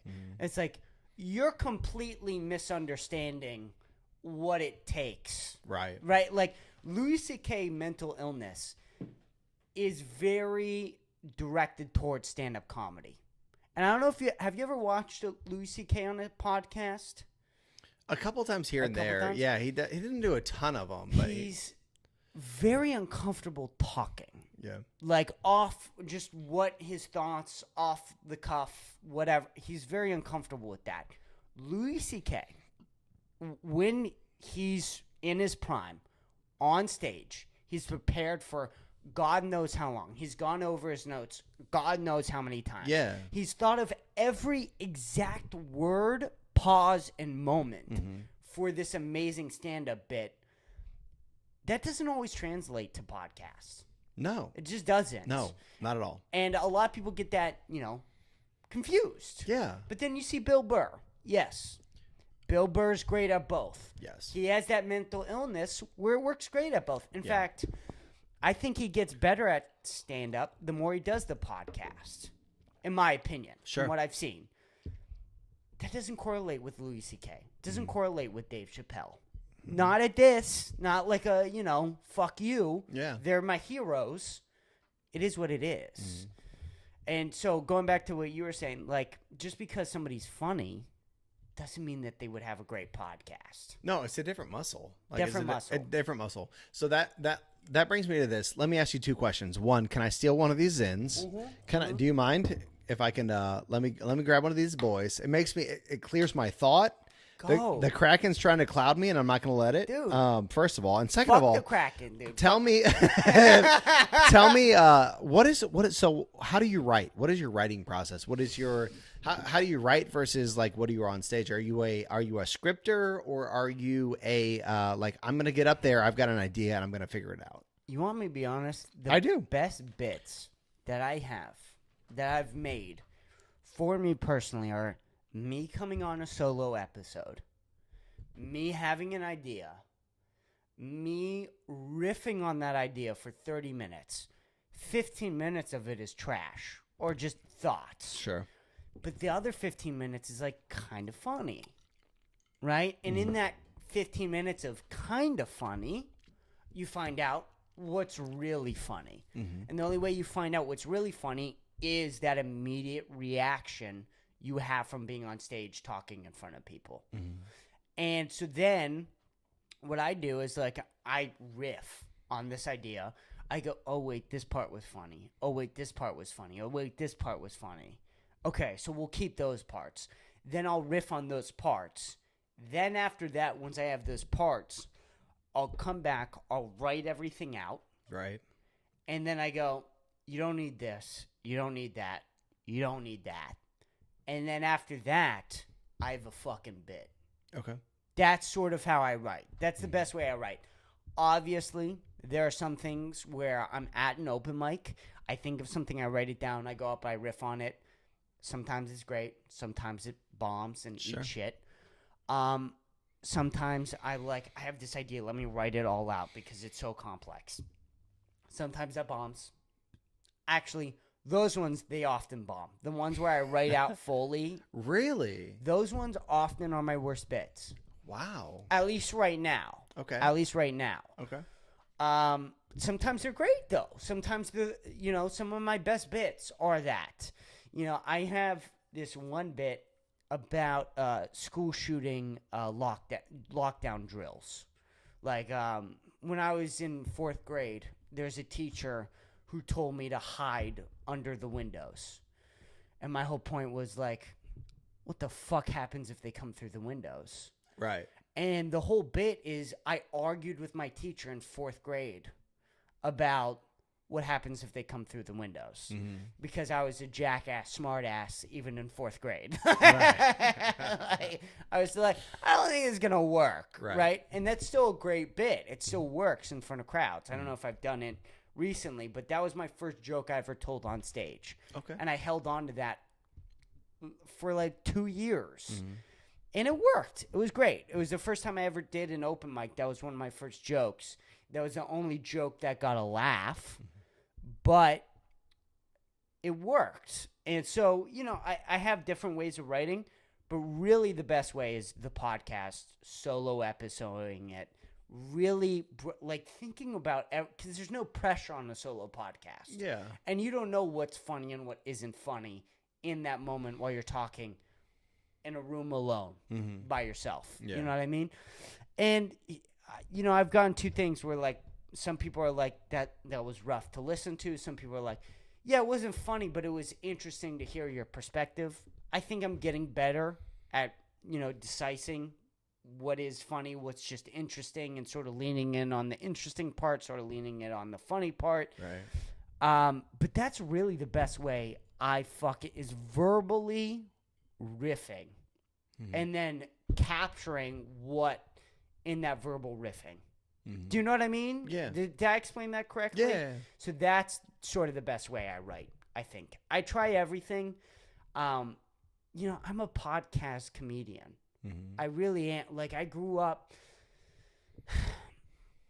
I wanted to do stand-up comedy when I was 16. That was the first time where I was like, I started calling clubs in Boston. I started calling, places in Providence, being like, hey, I'm 16. Can I come here and, do you have an open mic? And they were all like, fuck off. Sure. You have to be 18. Sure. I don't care that you're 16. You want to do this. Get the fuck out of here. When I was 16, I wrote down a whole list of all the places I could find that had an open mic or was either a comedy club. And it was 20 places. And every single one of them was either they didn't answer, they didn't respond, or go fuck yourself. Right. And then when I wanted to do it when I was 18, really when I was 17, COVID was happening.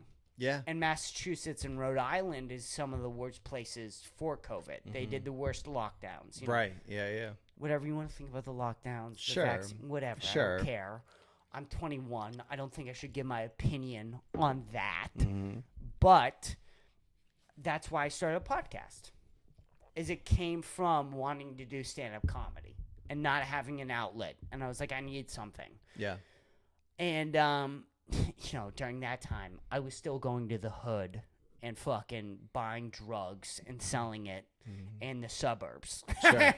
Like, I was a crazy, Yeah. That's wild... where the money's at, though, to be fair. To be fair. If you're going to be a drug dealer, like, the suburbs is where it's at.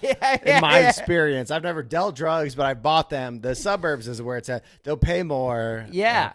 So where were you, like, what was the first, like, what did you see that you're like, I got to do stand-up? Like, I have to do stand-up. Like, So, I was 11 years old, and I knew I wanted to do something creative. And I was like, video games.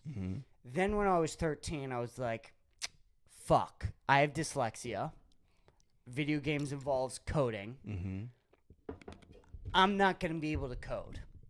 Just not.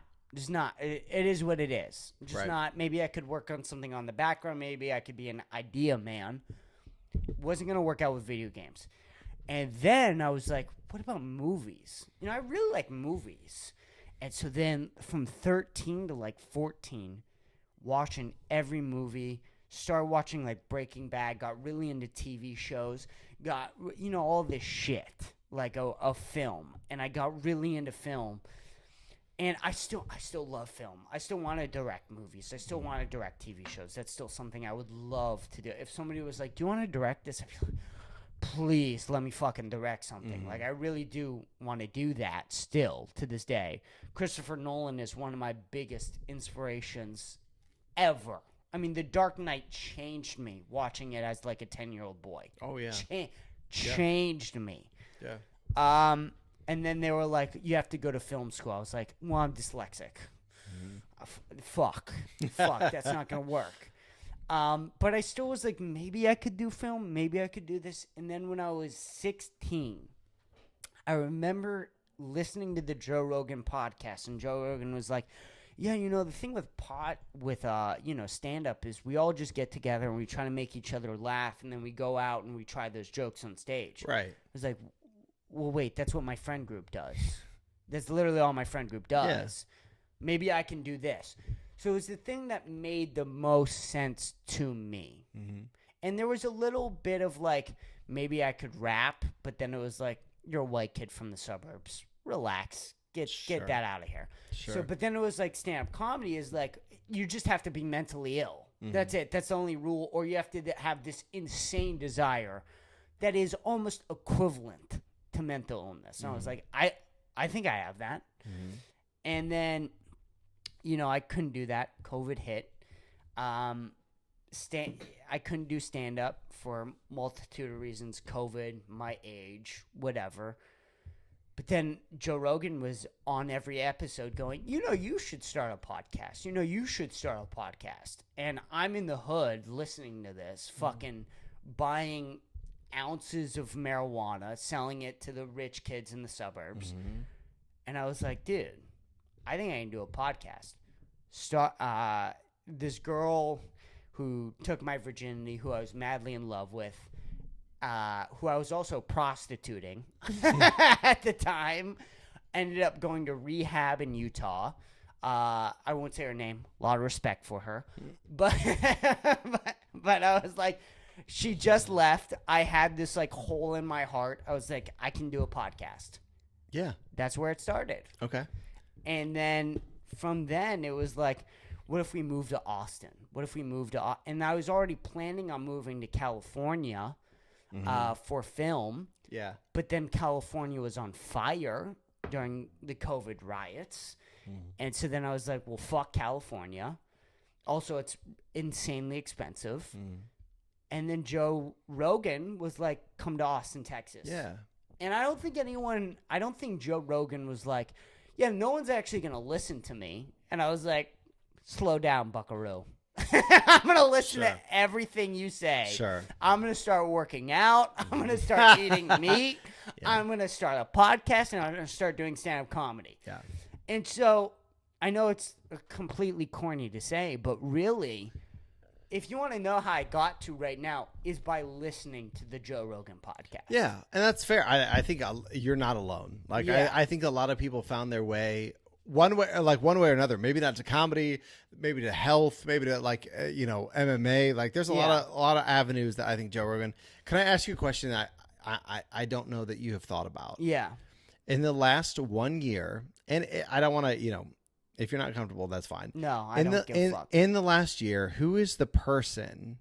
Could you pick out one person who has had the most impact in your comedy career? Maybe it's like a friend comedian. Maybe it's like somebody who do you have somebody that maybe you're bouncing ideas off of? Maybe you got close to. Like, is there somebody since you've been in Austin in the last year, 2, 3 years? Like, is there somebody that has had the most impact on your comedy career? All right, I love this question. I'm gonna answer it. I'm about to pee my fucking pants. Okay. We're an hour and 36 minutes in. Let's take a quick 5-minute break. We can do that. And then we'll come back and I will answer your question. I love it. All right, sounds good. Take a pause. Let's take a pause. I love this. We'll pause. We'll do it. Oh, dude. I'm so sorry. No. We are back. We're back. All right. So, what you asked me if there's anybody who's influenced my comedy sort of since I've started in the last year. Yeah. A big one for me has to be Simply Courtney. Yeah. Simply Courtney has changed everything for me in a variety of different ways. Number one, Simply Courtney, I think, is one of the best stand-up comedians in Austin, Texas. Oh, he's so good. I just do. The way he does stand-up comedy, the way he'll focus on something so obscure and sort of make it so relatable and funny. And that, to me, is just like a talent that cannot be ignored. Mm-hmm. Cannot be ignored. Yeah. I think... Well, let me say this about Simply, too, is he's been doing it for 12 years now. Mm-hmm. The dude is the most positive person I think I've ever met. Yeah. I think I've ever met in my life, where it's like he's been struggling at this thing for 12 years now. He's been great for the past 2 years. He was probably great 2 years before then too. And he still just shows no sign of slowing down. Just not. He doesn't give a fuck. No. Just no fucks given. He's got 2 kids. He's got an ex-wife. Doesn't care. I mean, he cares about them, obviously, but in the grand scheme of like, oh, should I get a real job? Oh, should I quit stand-up comedy? Oh, should I stop producing shit? There's none of that. None of that. He's like, I don't give a fuck. I'm going to keep doing this until I fucking make it. And he is. He's going to make it. I mean, he's going to be one. You're going to remember the name Simply Corny. Yeah. I'm very certain of that, because he's just not going to stop until either he dies or he becomes one of the most successful people on the planet, which I think the most successful part will happen. And I think that has just changed everything for me. Okay. Where it's like, no matter what life throws at you, no matter what comes your way, if you want to be an artist, you have a responsibility to keep trying, no matter what. Yeah. And I mean, dude, I don't know if he would. Whatever. I don't know if he would like me sharing this or not. I don't. Whatever. I'll apologize later. But something happened recently, and I won't get into the details. But something happened with our shows recently, and he was really, really upset. And dude, this man was like on the verge of tears, and he was still like, dude, we're gonna do it though. I mean, he's like it was bad.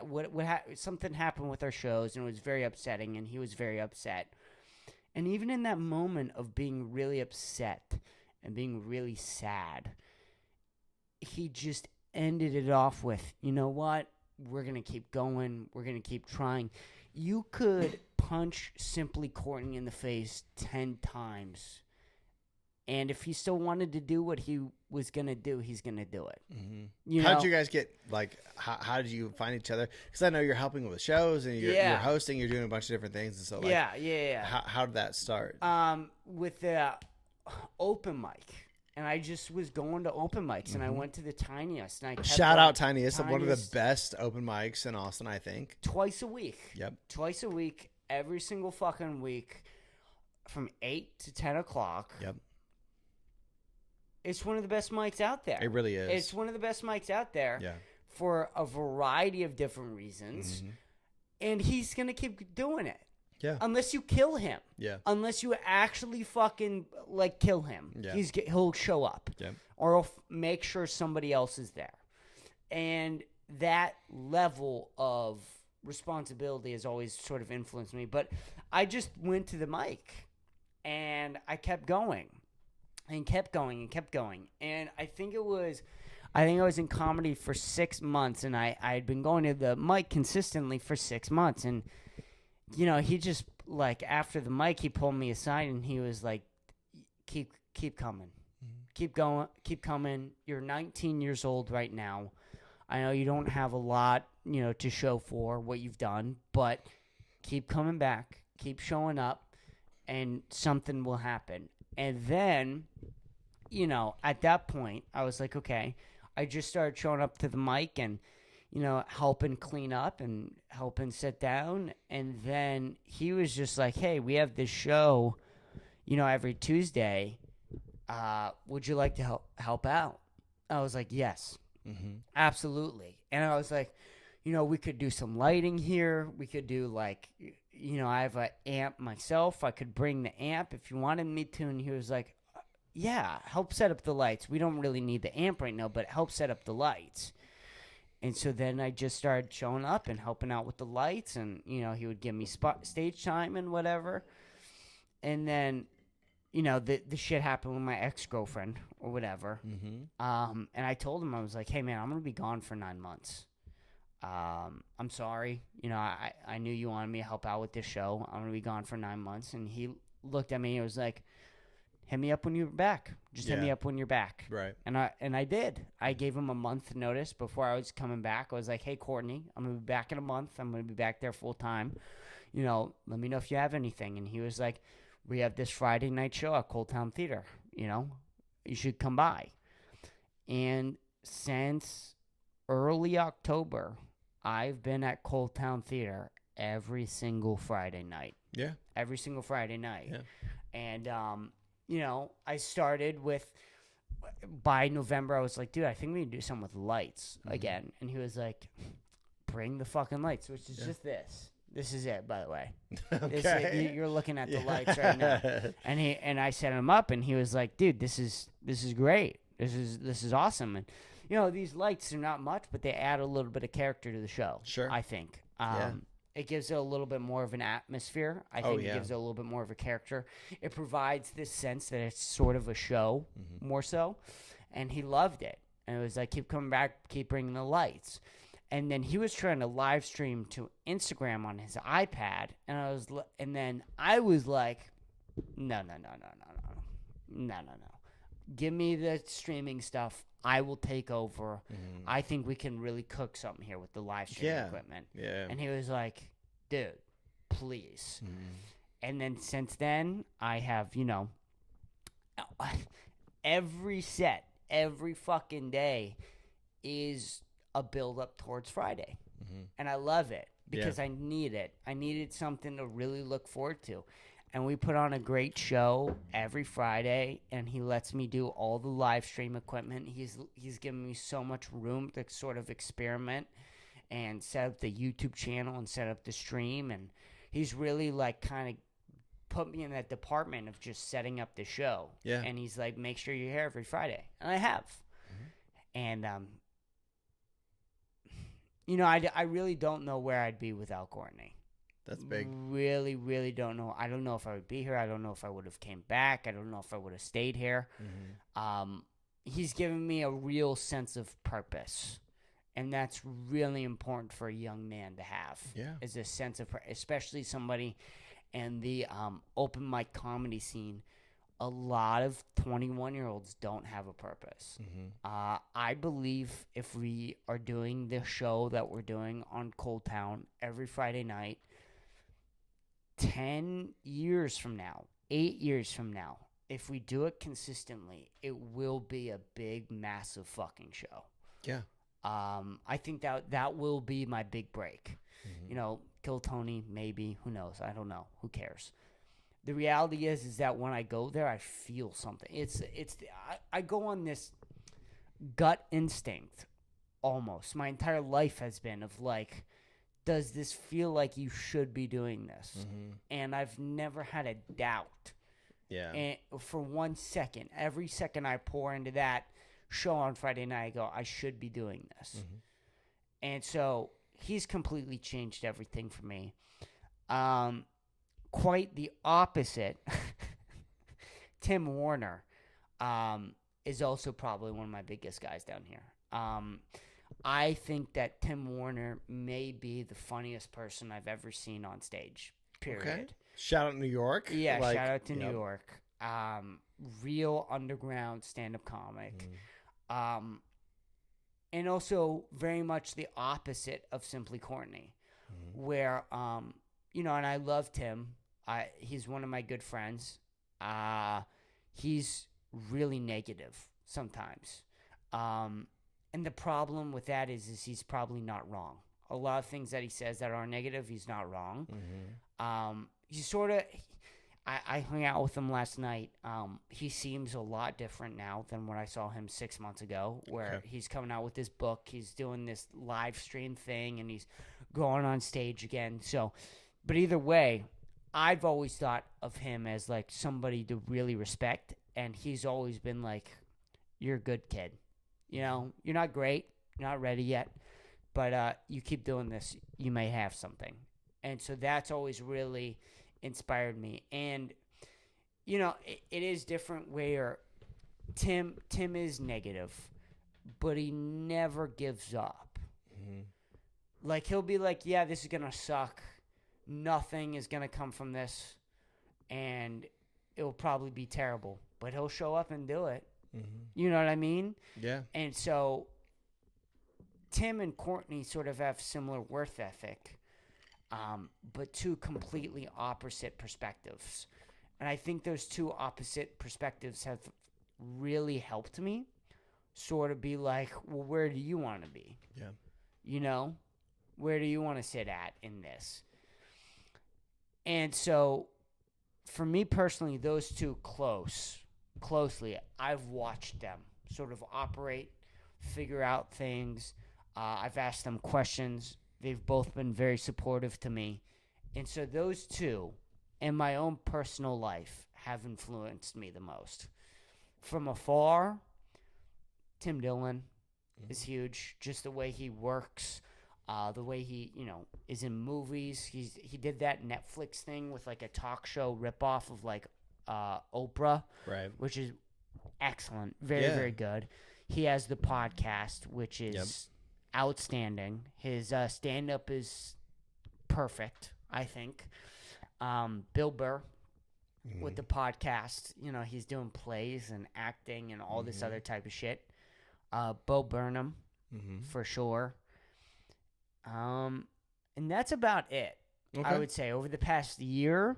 I mean, obviously, like long-term, Joe Rogan, George Carlin, Bill Hicks. Like those are probably the early inspirations, the long-term ones that have really stuck.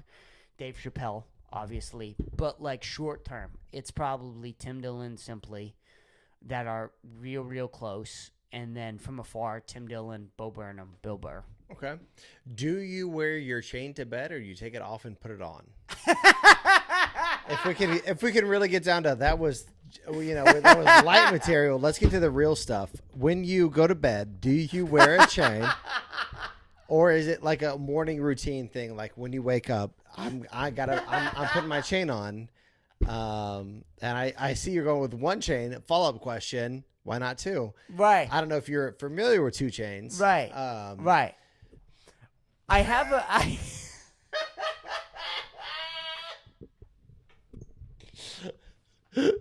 I'm trying to bring to the real things here, Right. Not all the horse shit stuff. Yeah, none of that stuff. Yeah, what the people want to know. Right, honestly. right. And the thing is that we were talking earlier about, people just hanging out and talking dumb shit. And I got too much into the dumb shit stuff that doesn't matter part of the podcast. And you reminded me to really keep it real. So yes, I'm trying to pull it back. As to the gold chain that I'm wearing right now, I have another chain. Okay, but it's fake gold. So I feel like wearing like a fake gold chain and a real gold chain. Yes. That's a mixed message. It really is. But it may work for me. It might. It actually might work for me. Like the combination of white trash and white privilege that I sort of walk around. It's like a moniker. Yes. It's like a very much like a this is who I am. Yeah, I'm is who both I am. people. I'm both. I'm two wolves. Yes. With inside of me. Yes. Okay. So I might start doing that now that you brought that up. Okay. But as to wearing it to bed or not, I would say it depends on how sober I am. That's fair. When crawling into bed. That's fair. If you fall asleep with it on or not. Yes. Yeah. Yes. Okay. Yes. Okay. For sure. The problem is if I take it off when I'm drunk, I will forget where it is. That's true. Yeah, and then you got to go hunt like throughout your apartment and like figure out where that's at. I'm gonna I'm in this weird space where like I grew up as a gold chain. Obviously. We are 17 years apart, and so a gold chain was something when I was younger was very important. And now as a kind of older guy is not as important. But if I can be honest with you, I kind of want to get back into it. I kind of want to maybe throw one on. Yeah, you could pull it off. I know I could. Listen, there's nothing I can't pull off. Like you're right. You've never been so right. This is the most right you've been. Yes. Whatever I put on my body, it's gonna work. But I don't, you don't want to be a tryhard. You don't want to Right. be somebody who's trying to be something Right. that they're not. Right. Right. Of course. I want to walk this. I feel a lot of my comedy stems from, being in my late 30s and also not having kids. Like my wife and I decided we're not having kids. And so I find myself writing too many jokes about that and that sort of thing. But fashion wise, I want to ride the fence of being, relatively fashionable without being one of those guys who's like 30s, 40s, who are like, you look at them, you're like, stop. I am tempted to get back into like the bullshit of the stuff that doesn't matter and ask you about not having children. But that's like immature and like bullshit and, stuff that doesn't matter. Right. So I'm going to ask you real questions about the fashion. Okay. If that's okay. We might get back to the bullshit. Maybe we will. We might. We'll see. We'll see where we go. For the real questions of this podcast. Hit me. I feel like the thing is, with you trying out new fashion stuff, yes, chains, glasses, whatever you choose, right, you're already tied down. Yeah. You know what I mean? Yes. And so it actually doesn't matter that all. much to you. You say not at all. Some married men would say that it matters. They're lying. You're correct. Yes. It's a complicated place to be. Yeah. Because if I wasn't a stand-up comedian, if I was just a guy, 38, married, no kids, there's a certain, you have certain freedoms, but to also be a stand-up comedian, when you're on stage, you have to have some sort of like whatever your look is. You can get to decide what it is. Yeah. Louis, some of the like Jim Gaffigan, those guys, even Nate Bargatze. That's their whole shtick is like being older, being married or not married, that sort of thing. And so they have their aesthetic, and it is what it is.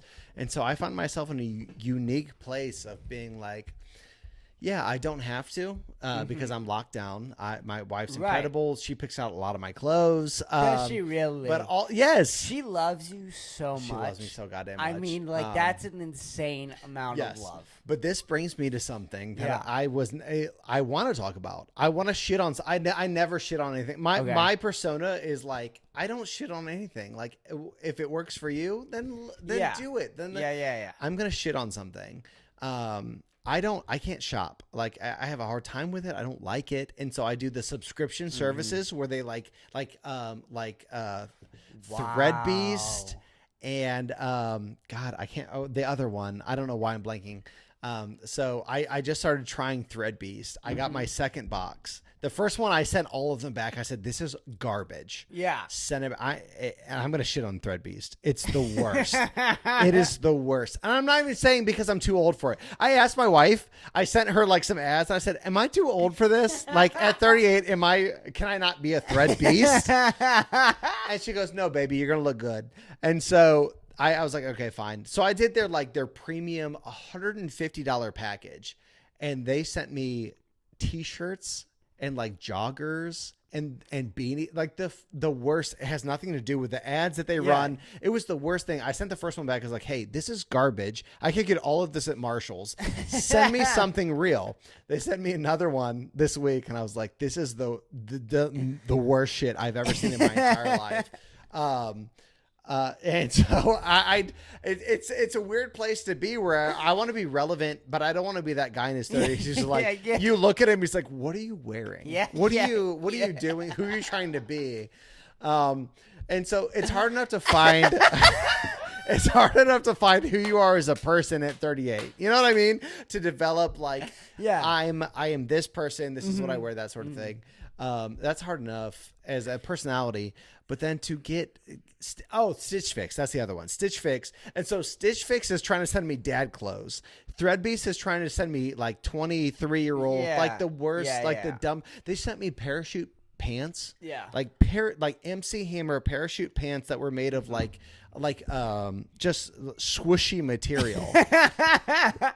And so when are they going to come out with somebody for their late 30s? Where they're like, you're gonna dress, with the fashion without too much. Yeah. It's a tough place to be. It's a tough place to be. Fashion wise, Yes, to absolutely. be comfortable where I don't want to do too much, but I'm not. I see my friends who are also around my age, maybe Yeah. early 30s. They have kids and stuff like that. They're gonna, who gives a shit? They're gonna dress. Right. They're gonna have that dad fit, and that's fine. Yes. There's nothing wrong with that. Yes. But I have to walk this weird line of being age appropriate, but also like I'm a stand-up comedian. I live a very cool life. Yeah.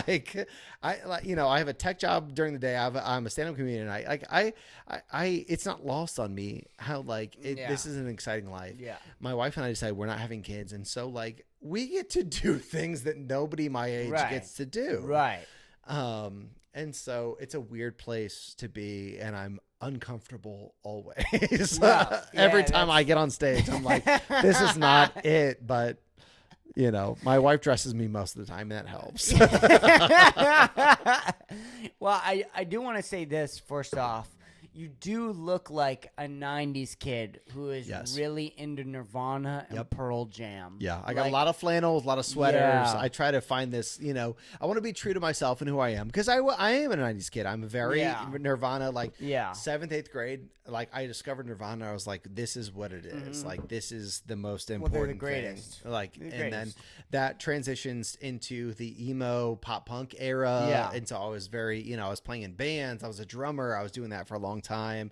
And then you go to college, and now it's indie music. Indie is just emo grown up. There's no, if you listen to the lyrics, the style, it's the exact same thing, just a different packaging.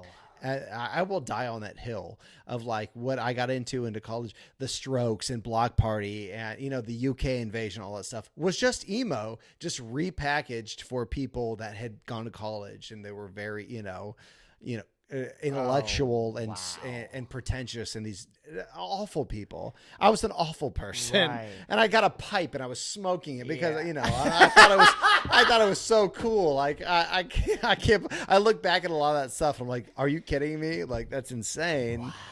Wow. Indie music is just a repackaged emo It is. music. It is. It's emo grown up a little bit. The emo went to college, and that's indie music in like the mid 2000s to late 2000s. With a little bit more of electronics Yeah. and synth. Yeah, it was more like it was electronics and synth with like MGMT was huge, and then there was like this weird like reduction, like renewal of pop punk, but was more like the Strokes were very raw and Kings of Leon. People make fun of me because I love Kings of Leon to this day, but if you listen to their first 2 albums, it's so dirty and gritty and different. Now it's like the Vaccines, Cage the Elephant, Tom Impala. Like those are the types of like indie music.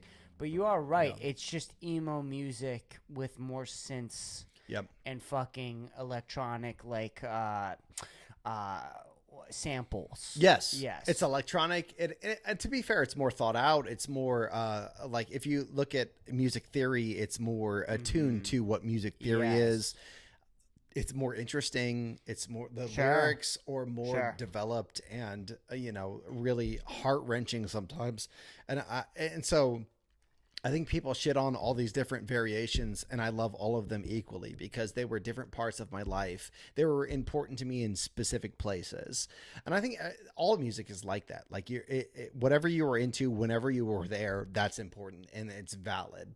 I think people cringe like, oh, I used to listen to that or that. It's like, no, emo music was important because we were all teenagers, and that was nothing was more important than our relationships and our lives, and like everything was the most dramatic, and it was so overplayed because that's who we were as people at that point. But like even today, like my musical tastes have evolved, and I listen to new stuff, but I really, I still love all the different places I've been. And it's not just, I think that extends beyond music, not just music. It's who you are as a person. You look back at the things in high school and college that you were into, and you're like, oh, that was really, one dimensional. Right, and it was like, but no, it was important to you at that point, and so it's valid. Everything is valid at all the different, stations of your life. Right. And I think that goes for everything, not just music, but comedy. But I for a long time I hid how much of an influence Dane Cook was in my comedy. But like at that point, like if you were in the, I know obviously we're a little, a little bit different. And like, if you look back, Dane Cook did not age well, but at that time he was something different, and he was Dane Cook's great though. He really is. And great. I think people shit on him a lot. And there was like the controversy. Did he steal jokes from Louis C.K.? Maybe that, and stealing. Didn't he apologize for that though? He even like Louis C.K. brought him onto a show, Louis, and they had that conversation of like, hey, they made it for the show of like, I'm trying to get tickets to your show because my daughter likes you. And then they had a really organic conversation, and it was scripted, of course, but still of having like scripted as in Curb Your Enthusiasm though. Yeah, it was scripted of like, this is what we're gonna say, but at the same time, say what when I watched that episode of Louis where him and Dane Cook sit down, I haven't seen this. I think I saw the clip of that conversation. Oh my God, it's them talking, and Louis is like, you stole this joke. And Dane Cook is saying, like, you're the only one who's ever had an itchy asshole. Like, you own itchy assholes as a joke. Like, I think it was a very real, organic, again, scripted and part of the show, but it spoke to something very different of like, joke stealing is never okay. But we live in a place where there's all of these topics that are out there all of the time, and we're going to write jokes that overlap a little bit. Yes. And so each person has to decide how much overlap is okay. We can say, and they had that conversation. That's cool. And then we can look back at like Carlos Mencia and stuff like that. Yeah. And so, and the Joe Rogan and that whole, that was one of the first, it was never the first, but as far as my memory goes, one of the first times of like comedians like fighting it out, and Joe gets ousted out of the, the club and all this other stuff. And I think that's something today we work out. And we've all had it. Everybody is, if you've been doing comedy long enough, you get to the point where somebody told a joke that you're like, that was my joke. And it wasn't the exact same joke, but it was my premise. It was my thing. We get so attached to the things we've written. That's happened to me here in Austin, where I wrote a joke. I did it forever. I did it on Kill Tony, and I heard another comedian do the exact same joke, and they twisted something a little bit. And it's like, well, where's the line? Like, don't be a joke stealer. Right. But we're all living in the same city. We're living in the same place. We're having the same experiences. And so it's like, I think we have to be vigilant about not doing material or jokes or things like that other people have done. But we also have to show grace to each other as far as like, we're living the same lives. We're going to come across the same things. Like, it's tough. Yeah. Also, if you are a stand-up comedian and you're watching stand-up comedy all day long, every single day, one or two times, you're going to come up with somebody else's premise that you've watched and that you've forgotten about. Yeah. It is what it is. Like, just simple, that's how human nature works. Yeah. And I think that's almost how the Dan Cook talk ended, or maybe it was another talk with Louis C.K. where they were like, Louis was like, I think you stole this joke. And the comic was like, I probably saw that joke and I just didn't remember. I'm sorry. Yeah. And like, what are you going to do about that? Yeah. What are you going to, because that's going to happen. And that's the problem with joke stealing, right? Where it's like, there's this fine line of, you making a mistake, watching somebody else's comedy, using that same premise or, whatever you're doing, and then twisting it to yourself, but it's still kind of joke stealing, but you didn't mean to. That happens. Yeah. Or it's, Carlos Mencia, Robin Williams, where it's like, come on, guys. Like, you stole the jokes. But also, to another point, where it's like, comedians are mentally ill. Period. Yeah. Period. No matter where you are. Sure. Varying degrees, Sure. Some are more than others, some less than others. Yeah. The reality of the situation is we're all crazy a little bit. Yeah. And I've heard this a lot with Robin Williams, with a lot of people that knew him, with a lot of people who worked alongside him, is like, he would steal your jokes, and then you would bring it up to Robin Williams, and he would go, oh, I'm sorry. I didn't even like think about it. Right. And that is true too. is like, especially with a guy with Robin Williams, where his whole act relies on impersonating other people. Mm-hmm. Improvisation. Like, and like, I think to be that good of, doing impressions, you got to get in those people's minds. Yeah. Like, I don't think it's very controversial to say it's kind of obvious Robin Williams probably had some voices in his head. Yeah. Just a tad. Sure. Not too much where it didn't make him not funny, but it seemed like he was so good at acting, he was so good at impersonating, he was so good at all these different things where it was like, this guy has voices in his head probably 24/7. Oh, yeah. And so, some of those voices, they might say, do this bit, even though that's somebody else's bit. Yeah.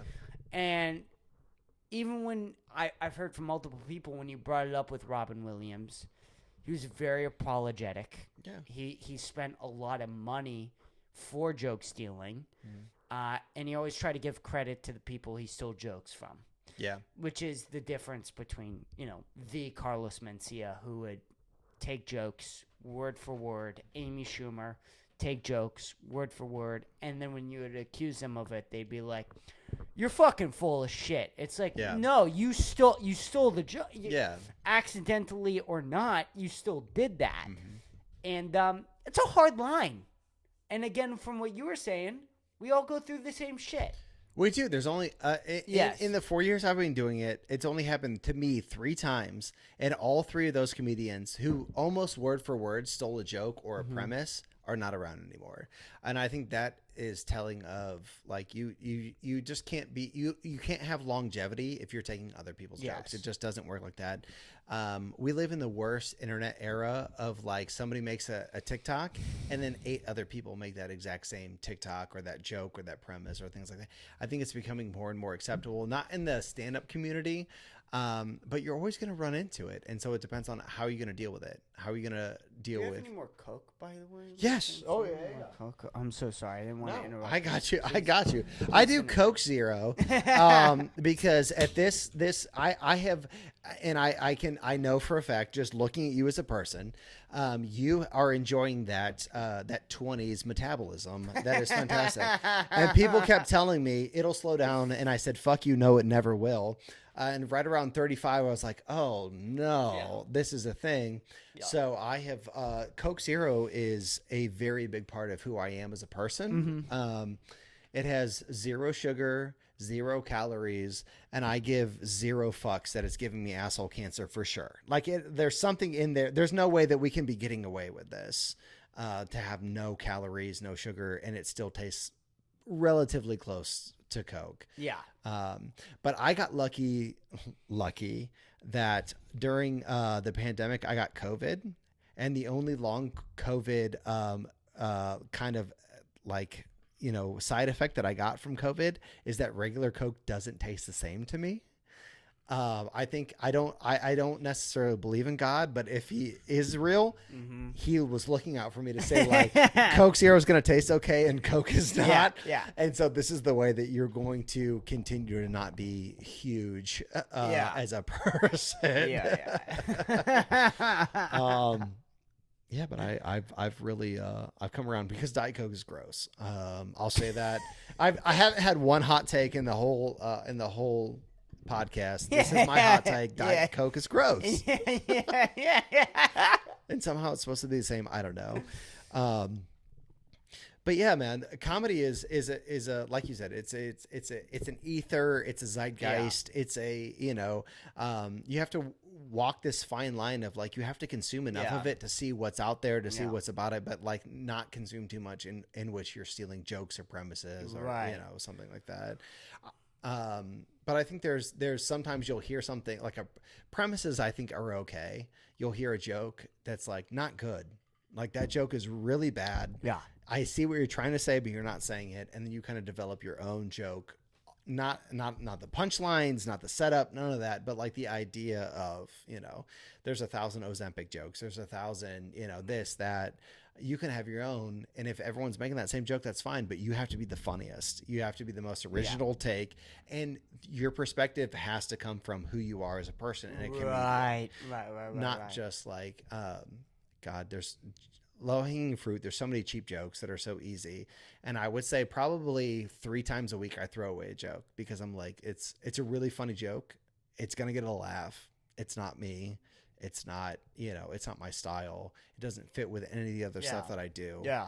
And so I don't mind giving jokes away to other people and like, hey, here's a joke. I'll sometimes at an open mic, I'll tell it just to see if it works. And if it works, I'm like, cool, I'll never do it again. But like, here is something I wrote. But I think that goes back to doing comedy in every different way that you can. Writing jokes that you wouldn't write for yourself. If you can write jokes for other people, like that's incredible. Some people get paid to just write jokes for other people. Yeah. And if that's not your shtick, that's fine. But if you can do that, why not?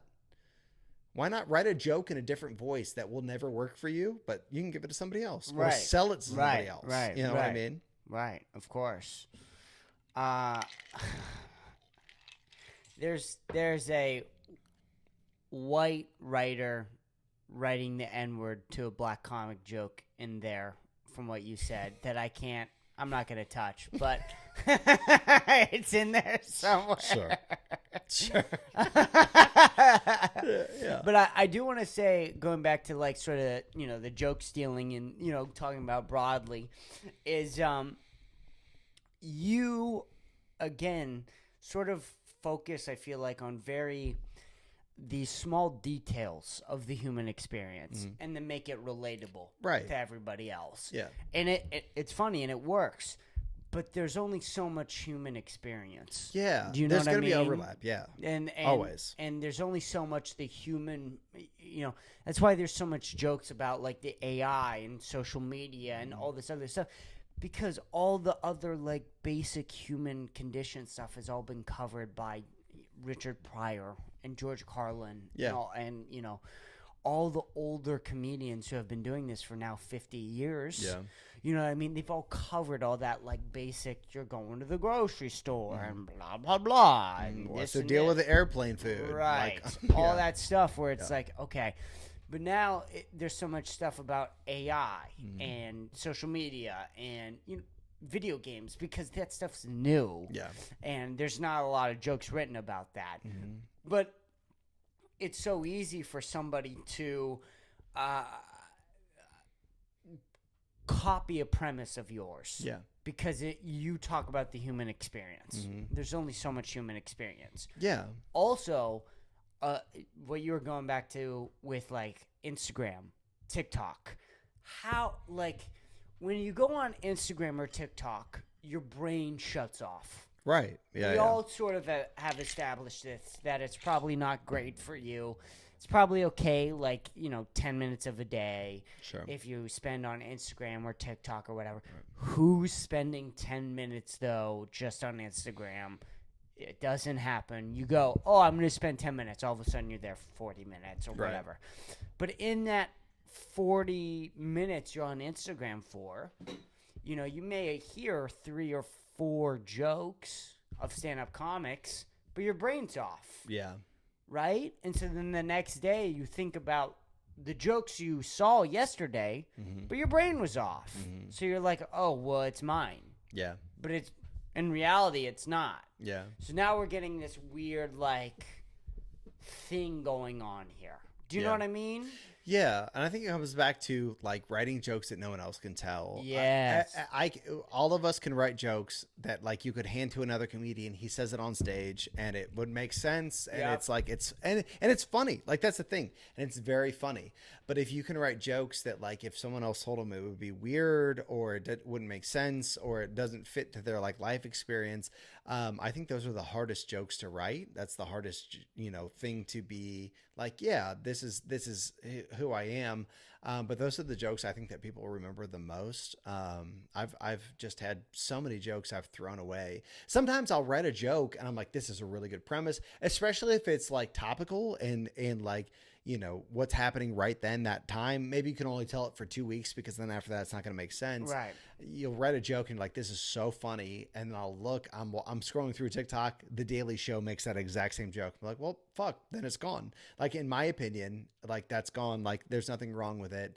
And I think the hardest thing to do in comedy, and I think the best advice, is to kill your darlings, like to kill the jokes that you love and they're funny and they're sharp and somebody else has already done them, or they're so generic that like anyone could do them. Because those are the easiest jokes to write. And it's really hard to say, like, I'm not going to say this on stage, because it's going to get laughs, which is what we're trying to do. Like, we're trying to get laughs any way that we can. And so to have any sort of integrity or any sort of like, this is just too easy, is tough to do, because I'm going to say this and it's going to get a laugh every single time. There's jokes that I've killed from my early, kind of stand-up years that I know I'll tell them, I know they're going to work, but it just doesn't feel organic to my perspective, to who I am as a comedian, my life, that sort of thing. And I think being a stand-up comic, that's the hardest thing to do, is to get rid of jokes that are very garden variety, because they work, they get laughs, and it feels good. Yes. Like, it feels really good to get a laugh. Yeah, of course. Well, I remember during the election, right after the election, it was really funny watching all girls Instagrams, because the weekend before the election was Hale weekend. So they were all, posting their slutty costume pictures and, posting all this shit. And then on Tuesday, they were all crying about how Trump got elected. And I had this joke about, like, it was like a drunk girl's story for the past 5 days. You know what I mean? You see them get all dressed up. You see them get slutty. And then by Tuesday, they're crying about something you had nothing to do with. Right. Right. And it killed. It was, like, murderous those first 2 weeks. Yeah. And then by the third week, people were like, we weren't dressing like sluts. Right. And it's like, yes, you were. But you were, but you don't remember. You were, but you don't remember now. Yeah. Now that it's, 3 weeks ago. Yeah. And so you had to, like, cut that out. Yeah. And that happens all the time with politics, where you have, like, a political bit, and it's killer for those 2 weeks, because it's the initial reaction. Yeah. Visceral, for sure. Then that visceral first reaction ends. Yeah. Now people can't relate to you anymore. Yeah, it's such a weird thing, because like when you're writing satire, you're trying to capture that minute in time, and you put that article out, and it's funny because it has to do with it's political satire, or it's cultural satire, or it's something like, it's maybe it's a Trump thing, maybe it's a White Lotus thing, like it's something that's very like of the moment, and you want to capture it, everyone reads it, and then we all move on. Whereas stand up, you can write those jokes, but you got to write them every week. You got to, and you have to kill them 2 weeks later. They're not funny anymore. And so there's nothing wrong with that, but it's hard to keep that pace. Whereas if you really want to do stand up, I think you have to spend a lot of time writing evergreen material, which I think is the hardest. It's so hard to write things that like in 5 years, this is still going to be a really funny joke, because it has nothing to do with the time or the culture or what's happening. It has to do with your life or a shared experience or something like that.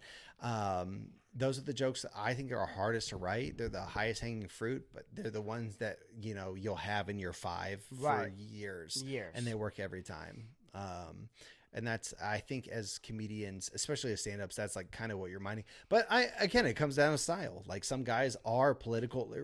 Ricky Gervais is very, Russell Brand, R.I.P. I think he's dead now because of the allegations. But like Jimmy Carr, some of these guys that are just constantly doing, Jon Stewart, Stephen Colbert, they live their life on that news cycle, and they do the jokes, and they're so granted, they have writing, they have an entire writing room and all that stuff.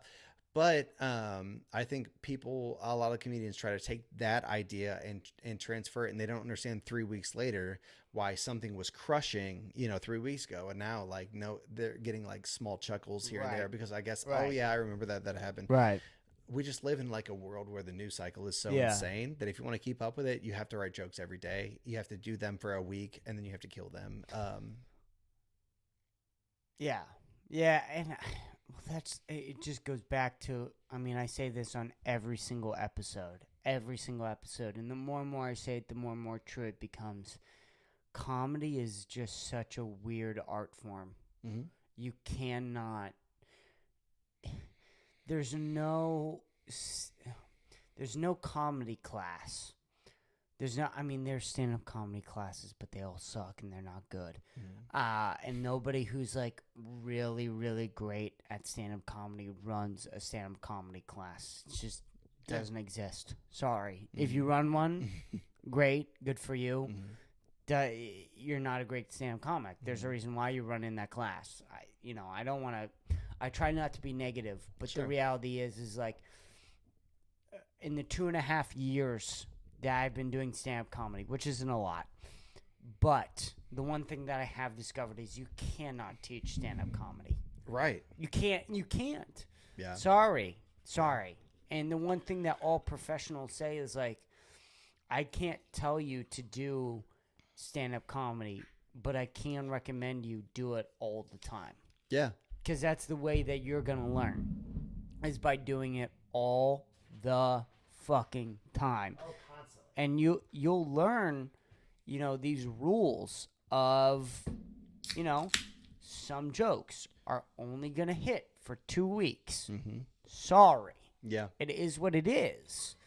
And you got to decide what jokes work or don't work for 2 weeks, because every single fucking person is different. Yeah, and there's nothing wrong with those jokes. Like, if you come up with a really good joke, like that's very topical, tell it.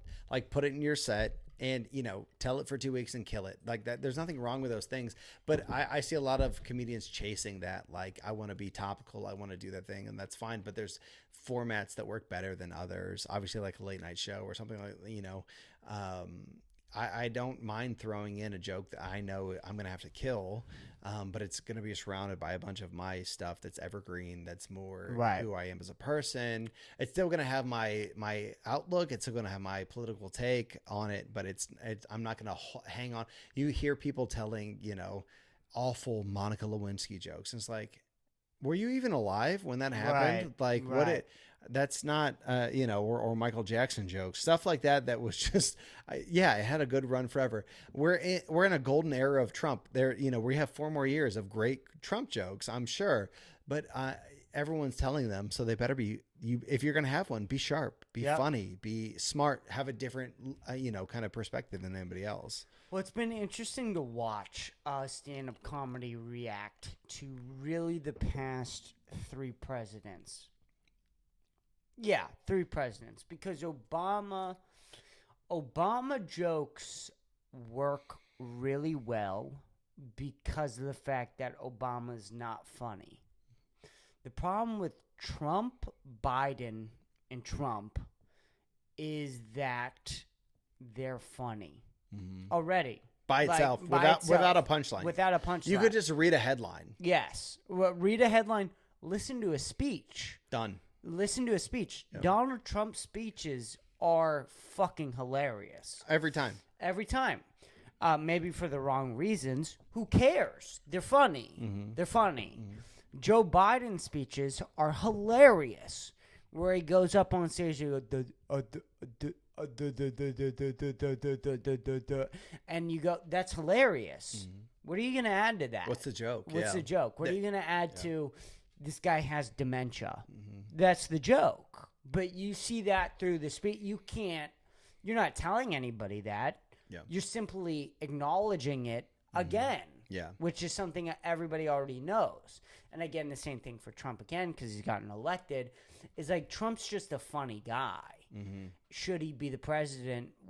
That's a whole nother different conversation that doesn't relate to stand-up comedy. Yeah. But in the terms of stand-up comedy, what are we doing here? Like, the jokes are already there. The jokes are there. Yeah, there's a lot of, like, I heard a bunch of, like, the Joe and his dementia and all that stuff. But then I was in the middle of all these terrible Joe Biden jokes. I heard some guy do a whole set about, like, I want to have sex with Joe Biden. And I was like, that is like it played on his like everything that everyone else is joking about. It played on it, but he had a different angle. And I think Yes. that's what stand up comedy is. Yes. It's like you can talk about what everyone's talking about, but you have to have something unique. You know, a different perspective, a different angle in. You just can't be like, oh, Joe Biden, he's always saying crazy stuff, and it's like everyone's looking around like, okay, yeah, like Yeah. that's not a joke. You're just saying what happened. Right. What you have to have is something that's different than what everyone else is saying. Especially if you're doing that, you know, that broad, that's the one, the thing. I think Seinfeld is very like, he did, you know, 5 minutes on cotton swabs. It's like, he found something that no one else is joking about, took a unique angle and did a bunch of this stuff. So if you're going to apply that to the same like broad, like, you know, everyone's doing jokes about this, that's fine. Yeah. You can do a joke about anything, but you have to be different. And you have to be sharp. You have to be funny, like something that is going to differentiate you from every, you know, 1,000 other people. Everyone's got a Trump, you know, impersonation that they do, and some are good and some are bad, but they're all they're all very similar. Right. You could get up and do a Dr. Phil, you know, impersonation, but Adam Ray he has found a way to do it. The impersonation's on point, and where he takes it, I think people get lost on, oh, it's a really good impersonation. It is. But the angle that he takes, the places that he takes that impersonation to, is what makes Dr. Phil the funniest character that he does of all of these different people. Right. Well, I think a couple things. Dr. Ray. Adam Phil. Adam Phil. Adam Ray really gets at the heart of what is so funny about Dr. Phil, which is, you know, he's talking to this crazy people when he's so monotone. So what if he was crazy? That's it. It's the whole Adam Ray sort of impersonation to me is like, what if Dr. Phil was as crazy as the people he's interviewing? Yes. While keeping his authority, while keeping his his ego, his pretentiousness, like the things that make him unique. Let's keep all of those things so you know it's Dr. Phil. Let's take those, and what if he was the Catch Me Outside? How about that girl? With everybody he talked to. Yes. Like you said. Yes. And that's, in my opinion, that's what all of comedy boils down to. Do whatever you want, but do it in a way that is so unique, that is so, it captures the essence of what you're trying to do, but it takes such a unique perspective that now this is the funniest thing I've ever seen. Because if you just went and did a Dr. Phil impersonation, it would be funny. You put a bald cap on, sure, you're going to get some laughs, but it's not as poignant. It's not as, you know, engaging as Adam Ray's Dr. Phil. And he's a great stand-up on his own. Like, if you've ever seen his regular stuff, he's fantastic. But he used a character to, like, push him to heights that he never would have been as a regular stand-up. And he's finding a way to balance both of those things. It's also the time. Timing is everything with stand-up comedy. I mean, you know this for sure. Is like, who isn't in therapy right now? Yeah. Everybody's, you know, for a variety of reasons, we get into that, you know, the poison food, you know, the fucking fucked up culture that we have of overworking, and then some people are overly late. Whatever. We can get into all that. Sure, that's another podcast. But Adam Ray is sort of capturing this, like, what if your therapist was hilarious? You know, like, that's what Adam Ray is catching. This is also the thing with, like, Shane Gillis, is like, Shane Gillis is hilarious. He's funny. He's awesome. Yes. But also, he's coming after this time of, like, fuck white men. White men suck.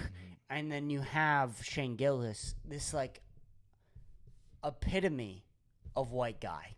Drinks Bud Light, is fat a little bit, but still gets shit done, and then makes fun of, like, all the white guy shit. Yeah. You know? And so, like, it was timing for, like, both of them. Both of them, like, came up with at this time where it's like, they're perfect. Yeah. They're perfect. Well, you're tapping into the zeitgeist. Like you said, like, this is the first time, I think, in my entire life, in 38 years, that therapy is socially acceptable. Yeah. Not only acceptable, but pushed. It was very much like like if you're doing therapy, you have an issue, you're weak, that was a thing. You're crazy for a long time, but now it's like, oh, if you're not in therapy, if you're not like, accessing some sort of mental health, you are on the outside. And so they're capturing like you said, a point in time. If you did Dr. Phil 15 years ago when Dr. Phil was on, it would be funny, but it would not be. He's become a caricature of what this institution is set up as. And so that I get it. We're getting very much inside baseball right now. We're getting into the mechanics of like why comedy is funny and why it is. But what else is there? Like if this is what we're doing, this is what we're talking about. Like, we have to. Where and I listen. I think sometimes I take it too far with the comedy nerding, the mechanics of jokes, reading books, and finding like, no, that's funny, but it's not just that I want to acknowledge that this is funny. I want to know why. Right. And I think there's this is one of the golden eras of like, we're not just being funny. We're finding the mechanics of, comedy. Yes. The mechanics of stand up, the mechanics of the things that let's find the formula of why it works, not just that it does. And it's exciting and very nerdy. We're in the weeds here. What? Dude, come on. What's the first stand-up comic? His name was Bruce. Lenny Bruce. One of my favorites of all time. Okay, thank you so much. So Lenny Bruce is really the first stand-up comic. Really? Of like true. Of like something that's beyond let's make people laugh. Yeah. He was the first social commentary. And I don't know that he was the first, but he was to me the most prolific in the one that's where I pin my like this is the beginning of social commentary. There was others. I know there were. I'm not saying Groucho Marx and some of these other guys weren't doing like social commentary, but Lenny Bruce was the first guy going to jail for this stuff. Yes. Like he's the Run DMC of hip hop. Sure. There was hip hop before Run DMC. Sure, but there's no Carlin, there's no Bill Hicks, there's no these guys that really Bill Maher. There's no like social commentary guys without Lenny Bruce. Without him saying like, "Hey, this is insane," and going to jail for saying these things are insane. Yeah. I mean, without Run DMC or NWA, hip hop is what? What is it? Like you don't even really know what it is. Funkmaster Flex, like the original like late 80s hip hop. Yeah, it's more like, hippity hoppity or somebody. But like, and that was sort of, stand-up comedy before Lenny Bruce, which is, two Jews walking to a bar. What are they going to do? They're going to buy the bar. It was, the Nickelodeon, the very Bob Hope, the mainstream comedy that was never edgy. And there's nothing, I don't think you have to be against edgy. it. Yeah, you don't have to be edgy, but it was a new form of comedy. It said like, hey, it's social commentary in a way that is light and it is funny, and not everyone was on board. And then after Lenny Bruce, Richard Pryor took what Lenny Bruce did and was like, hold on, what if we make it personal? Mm-hmm. What if we make it like about you? Mm-hmm. You know what I mean? Yeah. I set myself on fire because I was doing so much crack cocaine that and let's talk about it. It was in the news. Right. And his first stand-up special back, he's like, we're going to talk about when I set myself on fire because I was doing so much drugs. Right. Which was very different than a lot of the Vegas comedians at the time. Was like, so what's the deal? Even before Seinfeld, very much like, commentating on the safest stuff, on the even don't get me wrong, Dangerfield was incredible. Like I love Rodney Dangerfield, but he's doing a lot of My Wife material, a lot of and it was still very personal, but it was all it was accessible enough to people that like, oh, it's that's funny. And also again, it's like what I was trying to get to is like, so Lenny Bruce, Richard Pryor, first real stand-up comedians, in my opinion. May have been some others, slipped through the cracks or whatever. Sure. But those two are really like, you look at those guys and you're like, wow. Maybe George Carlin was a part of that. So it was like George Carlin, Lenny Bruce, Richard Pryor. Yes. Those are the first guys. That's 1965. Mm-hmm. You know what I mean? Mm-hmm. It's 50 years. Yeah. That's it. Yeah. So we're like the first generation of comics who can look back 50 years and really analyze comedy over 50 years and be like, well, what was funny about them at this point was funny about them at this point, and what worked then and what worked now, and what blah, blah, blah, blah, blah, Right. all this stuff that goes into stand-up comedy. Yeah. So I don't really know where I was going with this, but it does get to like,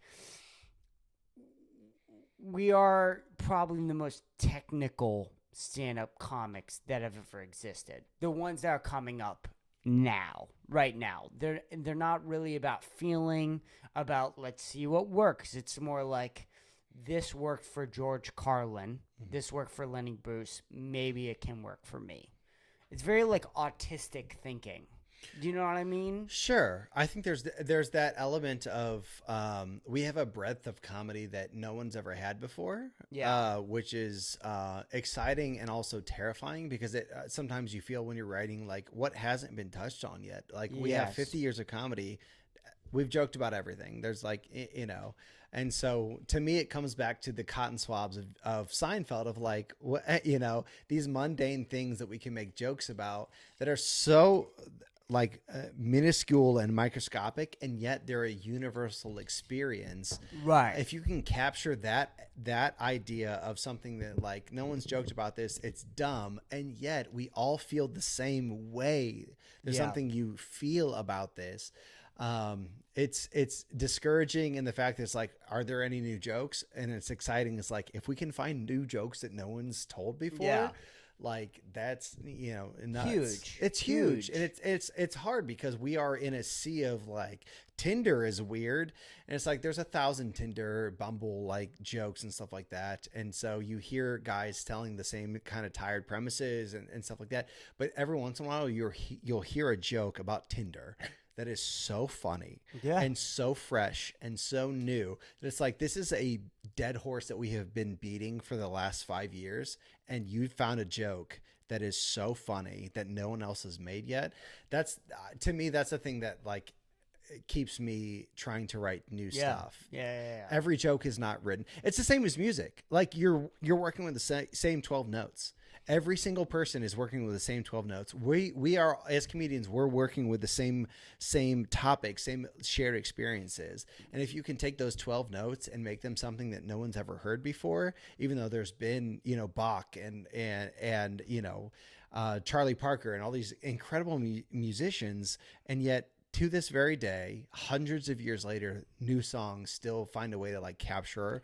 That to me is stand-up comedians and comedy, of if you can make something that hasn't been, or something that has been in a revitalized new way, God, it feels exciting and really hard. Yeah, no, it's insanely difficult. Yeah. Well, I mean, again, with like Seinfeld, right? It's so notorious that Seinfeld writes 8 hours every single day. Yeah. He talks about that. Yeah. Every day. He writes 8 hours jokes every day. Yeah. What are you going to talk about that Jerry Seinfeld hasn't? After 8 years, After 40 years. 40 years. 8 hours, 40 years. What could you possibly come up with? And somehow you can, you know, and to me it comes back to who I am as a person.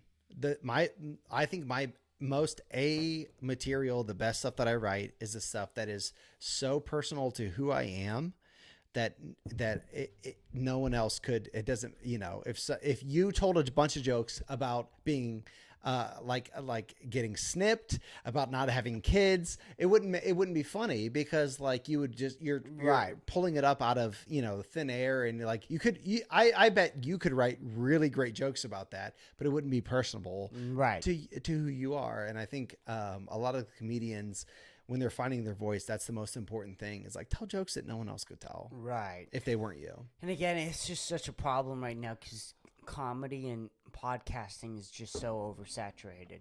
It is. We're filled with people who don't really want to do it, with people who, you know, I try to find people on this podcast who are like, you know, this guy really likes stand-up comedy. Mm-hmm. You know, if this guy's failing in 8 years, I don't think he's gonna give up. Yeah. That's sort of like the template. I'm not saying you're gonna be failing in 8 years. By the way, that's not but that's the thing though. Like everyone says, 10. You don't get good until 10 years in, right? And some guys find that discouraging. Some guys are like, "Oh, I got to do this for a decade. I don't want to, and that's when I'm gonna." But to me, that's encouraging. As someone who started older in comedy, it's like, "Oh, I'm not even close, right?" And I'm having such a good time right now. I'm having fun. Like I'm writing jokes every day. I'm writing jokes that 4 years ago I never could have written. Right. Right. I'm so much further. I go through. I have 7 legal pads at home that I wrote. I filled 7 full legal pads, and sometimes I go back and I read my jokes, and I'm like, okay, these were misguided, but there's premises here. Yeah. There's something to mine. I couldn't make this joke 3 years ago because I couldn't figure it out. But now that I'm 3 years ahead, I can actually reform this. Right. I can make this a funny joke that inexperienced, brand new me 3 years ago couldn't make. That's discouraging to some guys, I think, but to me, it's fucking exciting. Yeah, like it renews my like zest for wanting to do stand-up comedy. That's awesome, man. That's awesome. By the way, I never thought you were 4 years into stand-up comedy. I thought you were at least 8 or 9 years into stand-up comedy. And it makes, after this podcast, it all makes sense. It makes a lot of fucking sense. Because your whole life has almost been prepping you to be a stand-up comic. Yeah. You've just been working that artistic muscle for 34 years. And then it's basically like if you're working out in the gym for like 34 years and then all of a sudden you wanted to pick up swimming. Yeah. You've got the muscles. Yeah, you got the muscles, you got the workout, you got the flexibility. Yeah. Yeah. Swimming is going to be a completely different thing for you. Yeah. But also, it's like you've been working out for 34 years. So like swimming to you is going to come a lot naturally easier than other people who have never stepped foot in a gym. Yeah. You know what I mean? Yeah. And so I think all creative muscles are sort of related in some sort. They have to be in some sort of way. It's the same reason why Joe Rogan is able to have a podcast, do stand-up comedy, and talk on, and MMA. UFC, I mean, even his MMA. his UFC, even like his commentating and stuff like that, it informs his comedy. Like it informs. I think. Oh no, I just unplugged my. No. You just unplugged it through your headphones. You just plug it. Back in my head, headphones. in my actual. Yeah. You can hear. Everyone can hear me. Yeah, we can hear you. You just can't hear yourself. Yeah, but You'll that's the entire thing about your life. Maybe you've only been a stand-up comedian for X number of years, but how many years have you lived? When I had no idea when I was an 18-year-old shithead doing dumb stuff that I was actually forming stories. I was forming, right. And that's why I'm always telling comedians like do things all the time. Everything like say yes all the time because everything is a story. Everything is a bit. Everything is something that's going to, you're not going to, maybe you don't use it now in 3 years. Like, oh, remember that one time? Now you have 5 minutes of comedy of something you did 4 years ago because you said yes to life. I think again, let's not get in the weeds here. Let's not get in the weeds here as pretentious comedians. Yeah. But I think your entire life, your choices like informs your comedy. It informs who you are. And so the best thing you can do as a comedian is write, is grind. But outside of those two things of going to open mics and writing new jokes every day is like living your life because you never know what dinner party is going to be a story. You never know what podcast, what interaction. There's going to be things that if you just continue to do things, everything is material. Everything in the world is material. And you don't have to limit yourself to like, so I was on a Tinder date the other night and, everyone's doing that. Find things that are relatable, but it's going to come out of the experiences that you have in your life and who you are as a person. I think. I think if you get the opportunity to take a night off of open mics to do something that's like really unique. Go to a concert. Yeah. Go fuck a girl, or a guy, whoever you are. Whatever you want. Whatever you want. Or both. Do both in one night. Yeah. In fact, it's probably better if you do both in one night. You'll probably have a more unique experience. Yes. But like anything that you find interesting, that's one of the reasons why, like, I've been getting really hard on myself because sometimes I'm not at open mics 24/7, even though that I spend like, if you add up all the time, I'm probably at open mics 35 hours a week. Yeah. And even then, I'm like, you're a piece of shit. And I've tried to like teach myself, like, hey man, you know that one night a week that you take off to watch The Sopranos? Watch the fucking Sopranos. Yeah. You know what I mean? Like, you do want to be a director, right? You do want to do that. You want to make TV shows. So then you better fucking watch The Sopranos. Yeah. It is what it is. Yes. Most people look at that and be like, dude, look at this kid. He's being fucking lazy or whatever. And maybe that's true. Maybe you do get enjoyment from it, and that does clear your mind a little bit. But still, watch the fucking Sopranos. Watch The Wire. Go back and watch fucking Dexter. Like, go back and watch all these old TV shows and movies. You have to do that. Yeah. You have to. Because if you want to, be a unique person, you have to be a person. Yeah, but everything you just said, they're all dramas that include comedy somehow. Like The Sopranos, The Wire. These are dramatic, they're serious shows, and yet there's comedy like real, kind of spliced in there to make them lighter and I think if you're doing I can't talk enough about doing things that are comedy adjacent. Do things that are like close to that. Like I like to write. I love to do these things. I wrote a pilot for a TV show. It's never going to go anywhere. I don't think I'm going to pitch it. I don't think I'm going to do these things, but thank you, sir. Yeah. What a gentleman. Yeah. Come on. But it's something that flexes that muscle of, hey, I'm doing something that is in the realm of stand-up. It's in the realm of sketch. It's in the realm, and it's going to make me a better stand-up comedian. Even though this ultimately, I don't want to be a pilot writer or a screenwriter, but like to sit down and write scenes and stuff like that is going to inform you as a stand-up and, who you are as a comedian overall, I think. I absolutely agree with you. I do want to share a little personal story, and this will get weird. I love it. But let's get weird. Let's get weird on the back end. Let's get real weird. So, my buddy Dominic, who... I know Dominic from prior shows. From prior shows. Sure. Did he ever perform with you? I don't think so. Did you I ever don't think see I ever Dominic? met him in Okay. real life. Well, I've that heard makes of me- him. You've heard of him from Yeah. who? From you. Oh, from this me. show. From this show. Yeah. Okay. And don't okay, get me wrong. okay, okay. I like if I ever saw him, we might wrestle. I might fight him. But anyway, go ahead. Yeah, Dominic, go ahead. You're my best friend. No, you're my best friend. No, you're my best friend. Yeah, I know. Thank you so much for saying that. Well, that's all Thank you I'm so much for saying that. I'm a ride or die. I don't know what else to tell you. Thank you so much for saying who that. I am as a person. Anyway. I'm just hold on. Just give me a minute. I'm soaking in what you just said to me. Okay. Just feel it. This is a moment. Thank you so much for saying that. I really needed. I mean, that really clears my consciousness. Okay. But anyway, yeah. All right. Okay, Let's get back good. into. Okay, bring it in. We're bringing it in. Okay. I want to say thank you. Okay. Thank you for saying that. Yes. But my buddy Dominic, yes. problems. I'm aware. He asked me one time. We were going to open mics, and we were talking about our worth ethic, and he was like, "Yeah, but like, we spent Tuesday and Thursday watching TV shows." And I go, yeah, we did. Do you think LeBron James spent Tuesday and Thursday watching old basketball games? Right. Do you think that?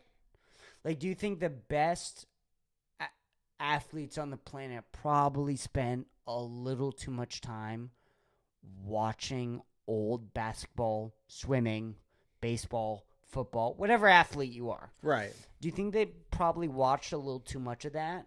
And then he was like, yeah, probably. And I was like, well, then that's not wasted time.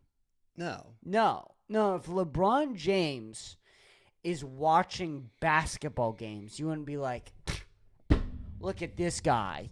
Look at this guy watching basketball. You'd be like, look at how fucking dedicated this guy is. That in his free time, for enjoyment, he is watching basketball games. Right. It's sort of the similar thing with stand-up comedy or whatever you want to do. Let's say you're a musician or you're a comedian who wants to direct movies, or you're a musician who wants to direct movies, or maybe you're a director who wants to do music, right? You're not like, this guy's watching the Freddie Mercury 1989 Live Aid performance. Sure. You're watching The Sopranos. You're watching the, Casino. You're watching The Goodfellas. You're an athletic athlete. You're watching the 1976 Olympics. It's like, no. The story isn't that you're wasting your time. The story is you are so dedicated that in your free time for enjoyment, you are willing to be like, I'm still going to try and learn from something from this. Yeah. If you're a stand-up comic and you take a Friday night off and you watch Bill Burr's new stand-up special, it's not a night off. It's not a night off. It's not a night off. Right. No. Because the whole time in your brain, you might try to be relaxed, but the whole time you're watching that stand-up special, you're going, Why does that joke work? why does that joke work? Why That is that punchline funny? was really good. Yeah. That setup was great. I want to do that.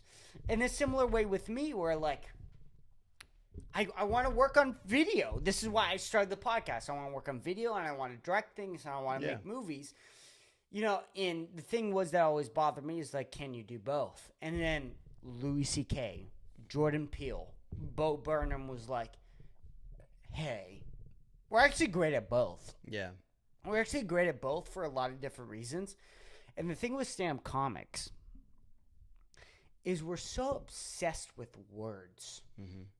Right? Donald Glover. My favorite example is like Donald Glover is obsessed with words and the impact words have on people. Yeah. That's why he's a rapper. That's why he's a stand-up comedian. Childish Gambino. That's why he's an actor. Yes. Is because in his free time or as an off night, he probably watched a little bit of movies. Probably watched a little bit of stand-up. He might have listened to a couple albums. Is that a night off for Donald Glover? Right. Is it? Really? Right. You want to call that a night off? Fuck off. I think that's exactly like the whole thing of like everything informs everything else. Community is one of my favorite shows, and his character Troy in Community is incredible. Like the way that he does that. His stand-up bit about the Home Depot and like somebody shitting in an actual like fake toilet, and then This Is America. Like, I mean, can you say that he's wasting his time because he's doing all these different things? It's not that they're different; they all inform each other. And like you said, it comes down to the economy of words. Like he's obsessed with how does what I say and the way that I say it impact acting, rapping, like every single thing that he does. And I think even I struggle so bad with social media and how much time I spend on it. And so like you can quit. That's fine. There's nothing wrong with quitting and saying like, if you can say like, hey, I'm done with social media. It's unhealthy. That's really good for you. Take a break, do whatever. But if you can't quit, one of the best ways that you can do it is repurpose what you're doing. And so even like I struggle with TikTok. Like I watch way too much TikTok, but one thing that I've incorporated is like, I'm going to watch TikTok and I'm going to set a timer for 3 minutes. I'm going to scroll through, and in 3 minutes, I'm going to pick one video or one subject, and I'm going to stop and watch whatever it is. I'm going to write 3 jokes around I'm not stealing jokes. I'm not going to steal what they're talking about. I'm going to say, I'm going to find 3 jokes while I'm watching TikTok, and I'm going to write them down. And maybe there's something, maybe they're not, but that's a way to repurpose the way that we're like consuming, media, material, all of this stuff. None of it is a night off. None of it is different because it all informs everything that we're doing. Don't get me wrong. You can turn your brain off. I'm the biggest fan of turning my brain off. Like my ADHD is so bad. You need it. You have to have it. You have to have some sort of time to say. Not like, everybody hey, needs it. you Yeah, need it. I personally do. And luckily I'm with somebody who is fantastic and she understands that. And so she gives me time to be like, hey, I need 2 hours to play video games with my friends. Like I have to turn my brain off. I have to socialize with guys from back home. Like that's what I have to do. I've gathered a lot of things from this conversation, and I hate to interrupt your tangent. No, go ahead. Your wife is awesome. She's incredible. Your wife is awesome. I run into this a lot where I'm talking to other comedians and I'm like, hey, listen, I have an incredible life. Go to the law school at UT and stand outside of the law school and find women that are coming out. Because if you can find someone who is smart and funny and incredible and supports who you are, like find a woman who has all of her shit together. I got super lucky in that, like, I met my wife when she was 21. I was an adult child, and she was a put together 21-year-old, like owned her own house. Like, I cannot stress enough to find a partner who like supports your endeavors and supports who you are as a person and is patient with you. Like, it's almost impossible. I understand that. I feel like I'm like spouting something that's like a high thing. I get that, but comedy is such a solo endeavor. Yes. It's lonely. It's sad. Like, you'll find friends, you'll find people along the way. You'll find writing partners, which is great. But at the end of the day, it is a solo, very depressing endeavor.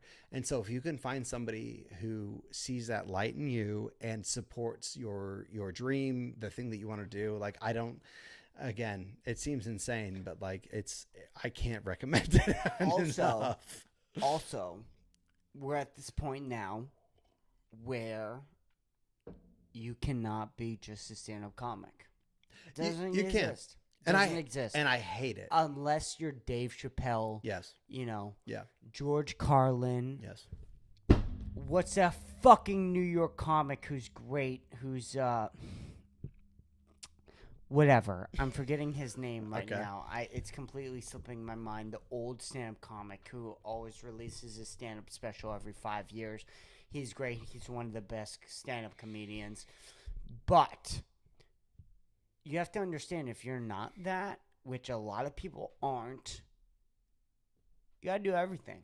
You got to be able to play the piano. You got to play guitar. You got to have a podcast. You got to rap. You got to fucking, do stand-up comedy on top of all those things. You got to be able to direct movies. Mm-hmm. You got to be able to act.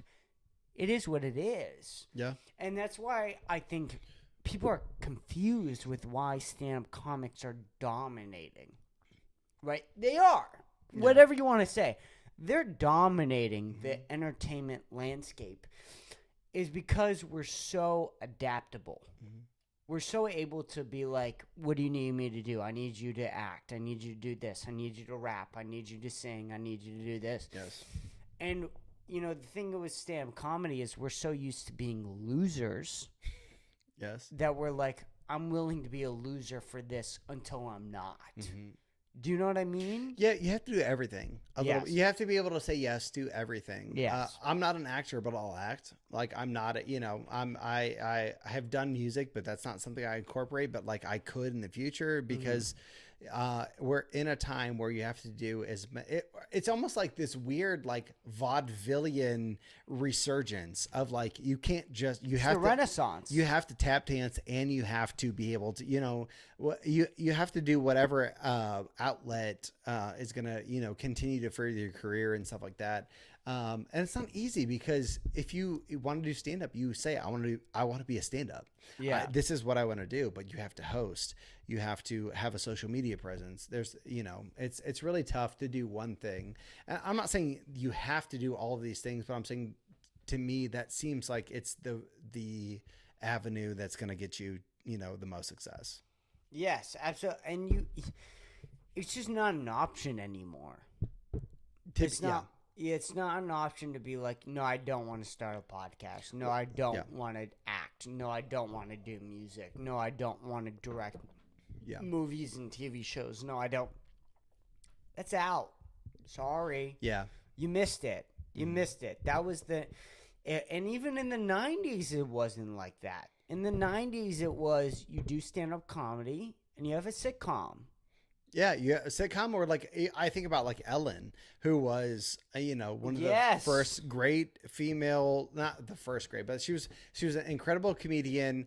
And then she was like, I'm going to host a talk show. I'm going to be on TV and movies and stuff like that. Ellen was fantastic, and no matter how you feel about her and the weird stuff that came out later, as far as the '90s went. They were the first pioneers of even Seinfeld. Like, you have to have a sitcom and also be really good. This Carrot Top is one of the best comedian, like the highest grossing comedians in Vegas. He was in the world. He was a punchline for a long time, and everyone wanted to say, "Oh, it's prop comedy. It's lazy. It's blah blah blah." But like, can you argue with how much money he makes? That No. he does sold out shows in Vegas 4 nights, 5 nights a week. Like, you can, like you can have your whatever you hold close and whatever's important to you. That's fine. But at the end of the day, like, what works, and that's it. Yeah, and you just got to work that much harder with stand-up comedy now. Sure. There's so many of us. Sure. And the thing is with stand-up comedy is like, and I love this line, it appears easy. It appears easy. The best ones make it look easy. You're right. Yes. The best ones make it look easy. And Joe Rogan says this all the time, and I hate quoting Joe Rogan, but he is right in this. When stand-up comedy's at its best, at its most purified, is when it just looks like talking. Yeah. It feels like you're saying this off the top of your head. Yes. Which is the hardest thing to make it look like. Like, I did not spend 40 hours this week working on this 3-minute bit, but I did. Yeah. I don't know how you write. I don't know what your style is, but like, coming from long form and satire and like essays, for me, when I brought those skills to stand up, my every single set, there's not a word that's not scripted. There's not a word that I have not like gone. For me, my process is like, I write jokes and then I memorize them and I pace my house. I pace back and forth and I say them over and over again. Like, I'm memorizing lines to a script. Like, everybody's different and everyone has a different style. Some guys get up there, like, I'll shout out Aaron Cheatham. He's one of my favorite, like, Austin comedians, who's like, he'll get up and he'll say, I thought about this earlier. I didn't write jokes earlier. I didn't come up with this earlier. I thought about this premise and I'm going to go up on stage and riff for 7 minutes. And like, that's incredible. And I respect that. That's just not who I am. Like, if you've ever heard me do stand up, there's 40 hours behind even new jokes that I'm doing right now that I have scripted, that I have just killed myself over words and the way that I put them together. And I'm going to do them. And if they work, great. If they don't, I'm going to go back and I'm going to re-script them together. Well, and the only reason why those people are so good at riffing on an idea is because how many open mics did they do? Yeah. How many fucking shows did they do? Yeah. How many times did they sit in front of their notebook for hours and hours on end? Yeah. So then you're seeing them 5-6 years in and they can riff on an idea. Yeah. And you're going, oh, wow, he just riffed on an idea. But it's like, yeah, he riffed on an idea. It took 6 years to be able to riff on this idea. Do you know what I mean? And you're not seeing all that, but that's there. Yeah. That's the reason why he's so good at riffing. Mm-hmm. Do you know what I mean? Yeah. And I just think that you gotta be able to riff now. You gotta be able to talk to the crowd. You gotta be able to be like, so what's going on here? Because that's what the audience wants right now. They want to be able to feel involved in the show. Yeah. So, like, crowd work is huge right now. Obviously, it's the biggest thing. But the comedians that you see doing it and you're like, oh, they're so good and they're so seamless, they're not even like off the cuff. They are guiding their responses to a bit that they have already written. So they're like, oh, how long have you two been together and blah blah. And it sounds like it's organic, but really they're going to guide their answers to a bit that has been written for years. They've been working on this premise or this idea, and they know like I can manipulate these people into the answers that are going to lead into a bit that is written out, that is, and they make it seem like, oh, I'm just having a conversation with the audience. I'm just like, oh, where are you from? How long you've been together? Those sorts of questions seem organic, but really they lead into bits that are really well formed over, open mics and shows and these different like things. It's not as nearly organic as it feels. And that's really good comedy. I think that's how you get really good at making it seem off the cuff and organic, but adding a context and a, substance that is real. And the thing is they've probably done that interaction how many times before? Yes. They probably the had clip that you saw has been absolutely curated over like, this one ate shit, this one ate shit, and I never posted it, and finally the 7th time I asked, oh, are you two together? Like, is the clip that I'm gonna post online? And it feels like, oh, he's just making things up. And the thing is with online, and I've said this to multiple comedians, and it really processes with a lot of them, is like, stand-up comedy is a lot about the setup, right? Yeah. And when you're on Instagram, you don't know what your setup's going to be. Your setup may be somebody being beheaded by the cartel. Sure. It is what it is. It may be a George Floyd video, or a meme of George Floyd. Whatever. And now you're presenting your minute of crowd work. Do you know what I mean? And so like that changes everything, because you and I know stand-up is everything. And so you've watched Invincible memes. You've watched a beheading video of the cartel. You have watched a meme about Breaking Bad. You have watched, a video in Gaza. And now on the 5th video is my crowd work special. What kind of fucking setup is that? Sure. You know what I mean? And so with the Instagram algorithm and the social media algorithm, you placate to this setup of whatever the fuck. Yeah. And you can't really predict that. Yeah. Yeah.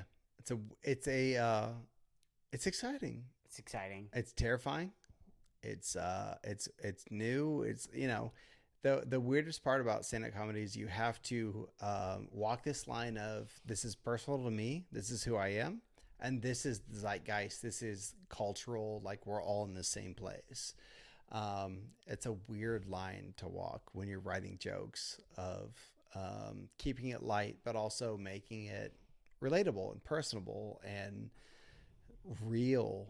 I think the stand-ups that we look up to are the ones that do that the best, like Chappelle and Louis C.K. and stuff like that. Like they're great, but they have found that line between what is happening, what's going on, and who they are as people. I have to pee again. I have to pee again. And we're 3 hours in. Are we 3 hours in? We're is that 3 hours true? in. We're over 3 hours. Jesus Christ. We're over 3 hours. And I always say, if you didn't notice that we're over 3 hours, this is a damn good fucking episode. Very true. Very true. We can wrap this up. We can pee and come back. It's up to you. What do you want to do? This is your No. absolute.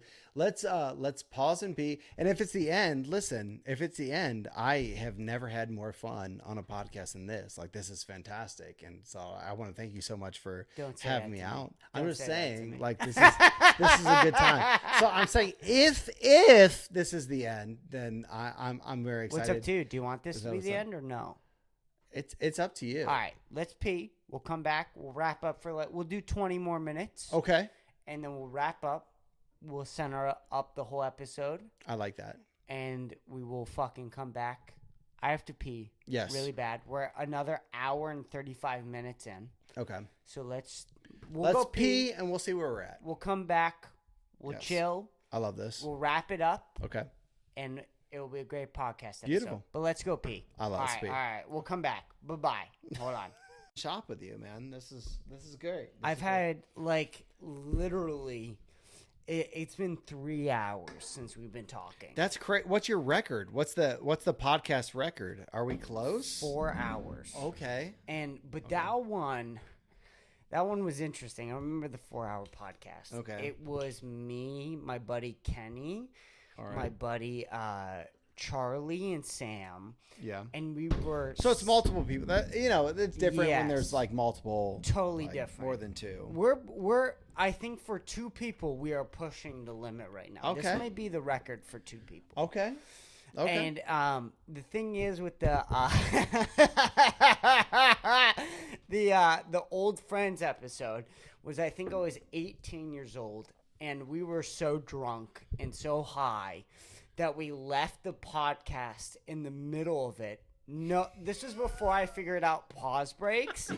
And so, like, You're just running. there was a period where nobody was on the podcast. Like, Okay. literally, it was just an Yeah. empty frame. Yeah. We're like, bye, guys. We have to go pee. And we would just leave and Right. come back 5 minutes later. So there's like a 5-minute period. Like, nobody That's so on funny. the podcast. That's so good. Yeah, that's also one of the things I love about starting a podcast when you're 17. There's no rules. There's no rules. No. And again, a lot of people will be like, "Ugh, can you believe these youngsters are starting these podcasts?" Or whatever? And it's like, this podcast has gotten pretty big, of these like 13, 12-year-olds talking about food. Yes. Have you I seen saw that. Yes, they that's went on insane, Tim though. Dillon. Yes. And they're like, yeah, I've never tried pepperoni on pizza. Yeah. Like, Which is like, whoa, wait, what? Yeah, What it's are you like, saying? oh yeah, no, you're a child. But I get it. Like, But you're even more of a child than most childs. sure, You're like a sheltered child. Yeah. You are like, like an American sheltered suburban child. Yes. Which is nuts. And Yeah. now you have a podcast and you're big. Yes. It's like absolutely insane. But like, I guess I respect it. I respect it in the fact of like, I was 17. Yeah. I get it. You're born in 2000. I mean, these kids probably 2010. Yeah. 2010, 2013. And now they're like, we want to start a podcast. It's like, what are you going to say to them? Yeah. What are you going to say to them? Nothing. Oh, you suck. You were, it's Yeah. like, yeah, they're 12. No, you're creating like 10 years before I ever started creating. So Yeah. like, love them or hate them, that's fine. But like, hell yes. Yeah. That you're actually just even getting out there. Listen, I get it. You're probably middle upper class kids, obviously, because somebody's dad bought all the equipment Yes. and like they made Yeah. a studio and Yeah. that stuff. But like at the end of the day, they're doing something that's different and they're doing something that, Yeah. I get it that you're like, oh, fuck you, but that's fine. But also, Yes. they're the next they grew up with Mr. Beast. Yeah. Like, that's who they like. We are foraging this and figuring it out as we go because like there's some sort of podcasting coming up, but they grew up in the YouTube era. Like I'm still really bad about YouTube. I'm never on there. I don't look at shorts and stuff like that. But YouTube is like the kids are on. That's it. Like they have heroes. Yeah. They have icons that I've never heard of. Probably. No. You know what I mean? No. And by the way, much more successful than you. Oh yeah. Yeah, like you that's the can like thing. say go fuck yourself, but they have 100,000 subscribers. Yeah. Like Well, I'm just talking about the heroes. Like my heroes, right? When I was on the internet at 10 years old with totally unsupervised access, which was yes. terrible. Yeah, insane. Terrible for my mental health. Yes. But you cannot argue that PewDiePie Jacksepticeye, Markiplier, which Yes. I don't know if you know who these names are. Yes. PewDiePie and Markiplier were the first, so they were big to you at that age, but even to me, 17 years older than you, I was like, oh, these guys are doing something that no one's ever seen. Like, Right. YouTube is the new thing. Like, Right. this is happening. Like, And- Markiplier, the fucking pink mustache on all, like, I started seeing it on cars and shit. I was like, yes, it's insane. That's nuts. It's nuts what he's doing. Nuts. Yeah. And also, it's like, okay, so you don't want 12-year-olds watching that. What do you want 12-year-olds to watch? Yeah, there's way worse stuff out there. Way worse stuff. Especially like Markiplier and PewDiePie, for the most part, other than a couple like weird N-word scandals, were very like kid friendly at the time. Like very PG. They knew that their bread and butter was let's stay PG. And also, it's like, dude, with PewDiePie, it's like, okay, so you were talking about a kid, right? Because he started when he was 17, Yes. my age, Yep. right? He's been on the internet for how long? How long? yeah. And then he's in the middle of a live stream, and the N-word, I'm well aware of the N-word scandal because Sure. I was on the internet during this N-word scandal. Yeah. He's playing a video game. Somebody screws him over, and then he drops the N-bomb. Yes. PUBG on a bridge. What can you do? What do you want? How many hours has he had without saying the N-word? Yeah. It's like, yeah. He messed up one time Yeah. after 30,000 hours Right. of As a live child. streaming. As a child. child. As a child. And then one time he's like, he slips up, and even in the live stream is like, Shouldn't have done that. I'm really sorry about that. Yeah. I didn't mean that. Yeah. I just sort of slipped out. Yeah. What are you gonna do? Yeah. What And are you you're gonna listening do? to a rap, and there's a bunch of like that. Yes. I get it. And Yes. I you know. I've had one close N-word slip up. Okay. I said, So, and I caught myself, okay. but it was a bad. You know what I mean? Sure. Like I caught myself in the middle of it, Yes, I get that. but Yes. I was talking about saving children as a lifeguard on a beach. Mm-hmm. And I was like, so what happens if a kid gets caught by a shark? What are you going to do? You know, it wasn't anything with Right. race related. Yeah, it's just the Yeah. expression of it.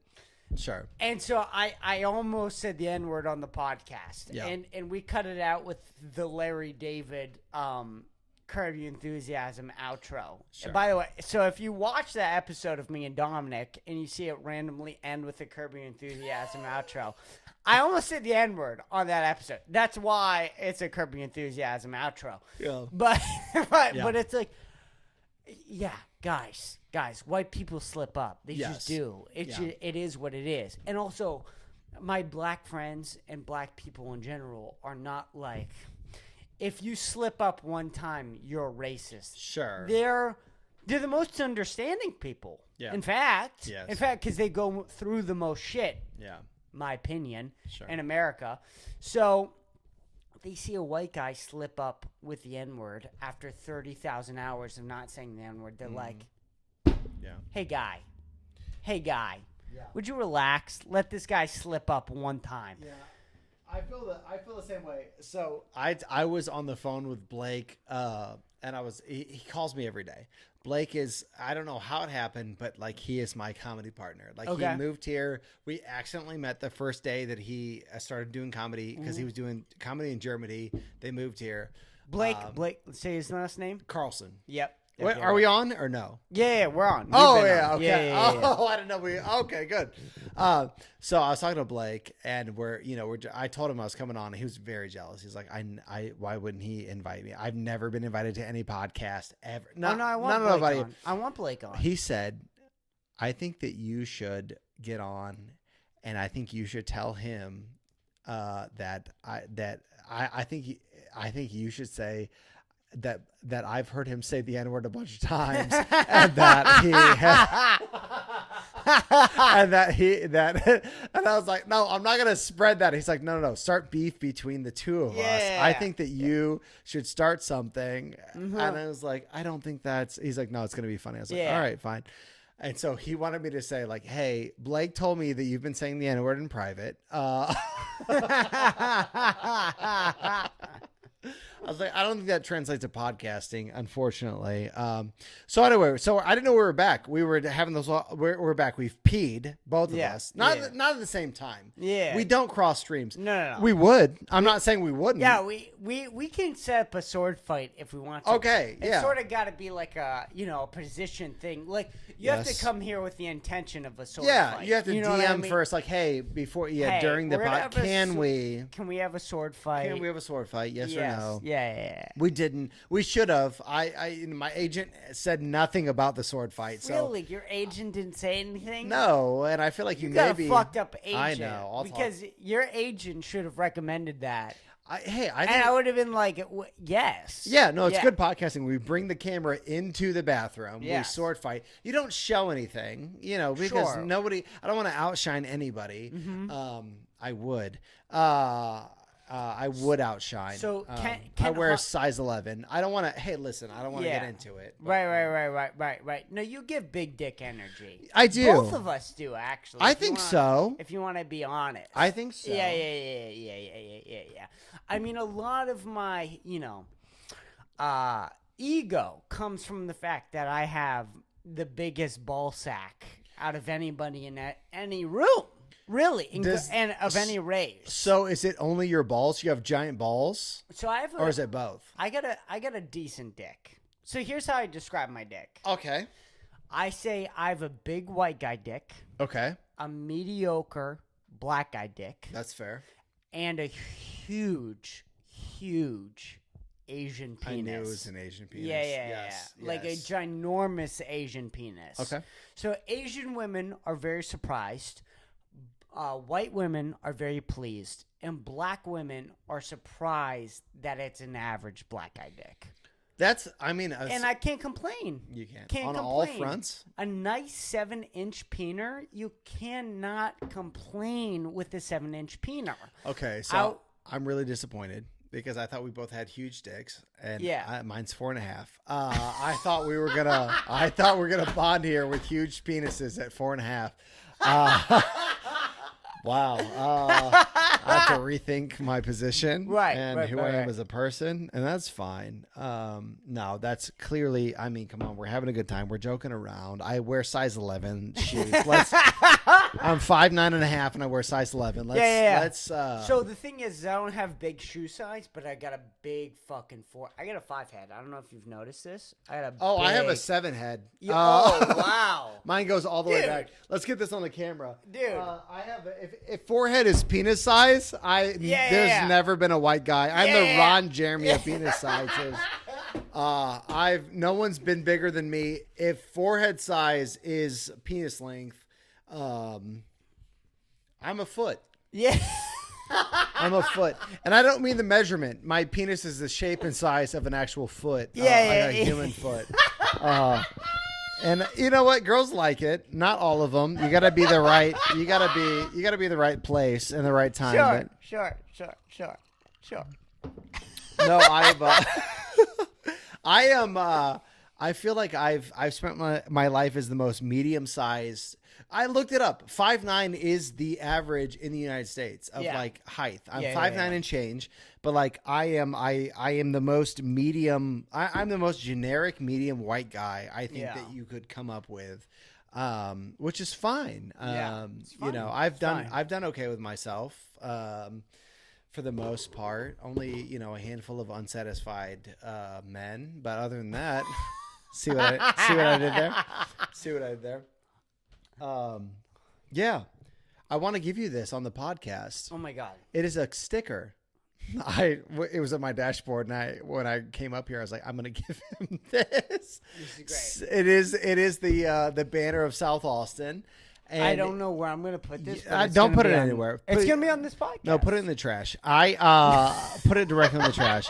I think that I just wanted to say while we're here and filming that you are. I think, in my opinion, you are a Southside All-Star. You come to the mic regularly, like the shows, everything you do. I've always had a good time. I've been trying to. You're so busy. I've been trying to get you on shows, but you're doing Simply Courtly stuff and stuff like that. But like, man, I've loved having you around. It's been so nice that you had me here and as part of your comedy career, and like it's been so good to know you, man. Seriously, dude. There's a lot of things that keep me from moving back, and just I'm at this weird position right now at 21, and I think it lasts until 24, 25, where I am in full control to evaluate my life. Sure. You know what I mean? Like, I can go to college right now and I'd be, 4 years behind. Yeah. What the fuck is 4 years behind? Nothing. And also it's like some, employers would like that. Actually, They'd love it. A lot of employers would be like, "Wait, so you like lived real life until you were 22 and then did college until you were 26?" Yes. Like, a lot of employers would actually like that, because I got a taste of the real life. And there's a lot of things that keep me from doing that.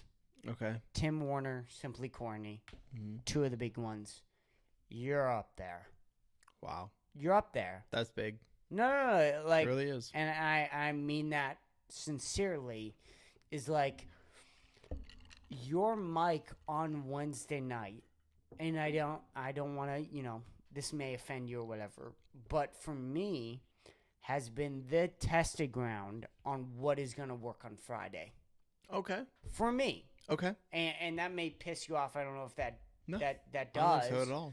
But your mic on Wednesday is so good where it's like, I can really feel out what this material is going to react to normal people. Mm-hmm.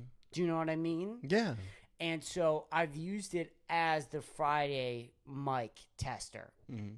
Also, by the way, I want to get this in before this podcast ends, so it's on recording. Okay. Friday night, Simply Courtney, we do like a half music, half stand-up show. Yeah. We would love to have you on.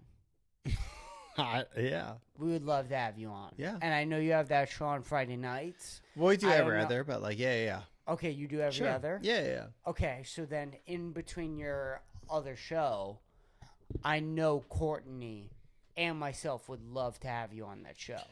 We would love to have you. I mean, especially if you can. We're looking for a piano drummer right now. I saw Courtney posted he needs a drummer, and I don't have a set, but like I almost DM'd him and said like, "Hey, his note on the DMs was like, I need a funny drummer," and I was like, I'm both, but I don't have like a set. Like if you get a drum set, I'd love to help, but like, it's mostly riffing. Yeah, Hal Sadie. Yeah.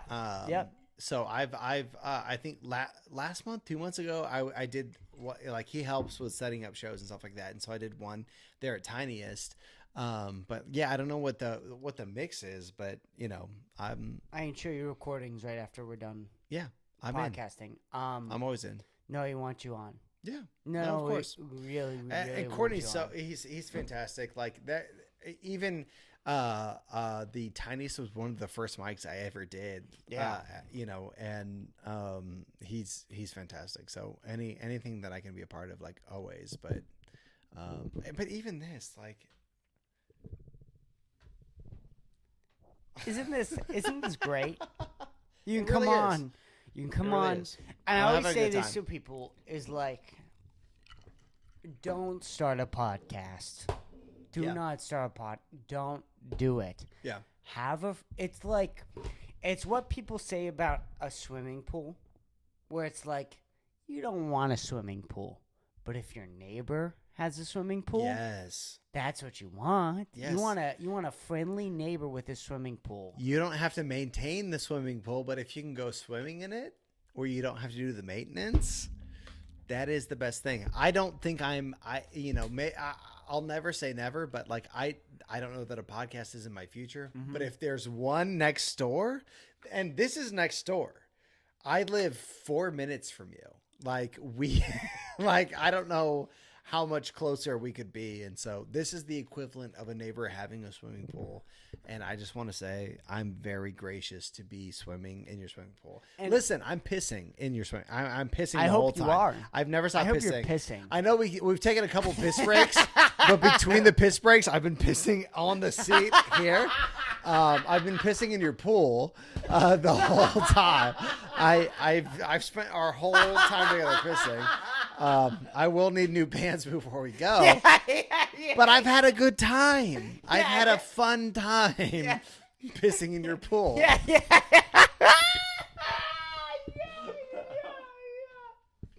Yeah, no, and so I've always said that to comedians is like, look, man, I've done 4 years of this.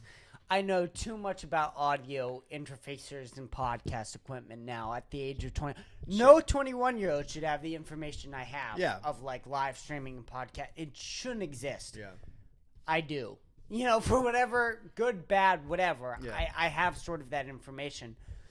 If you come on this podcast and we fucking vibe, you are more than welcome to come on whenever you fucking want to. Whenever you want to. That's really sweet. If you want to come on once a month, you come on once a month. If you want to come on every 2 months, if you want to come on every 6 months, every year, it'll be here. Yeah.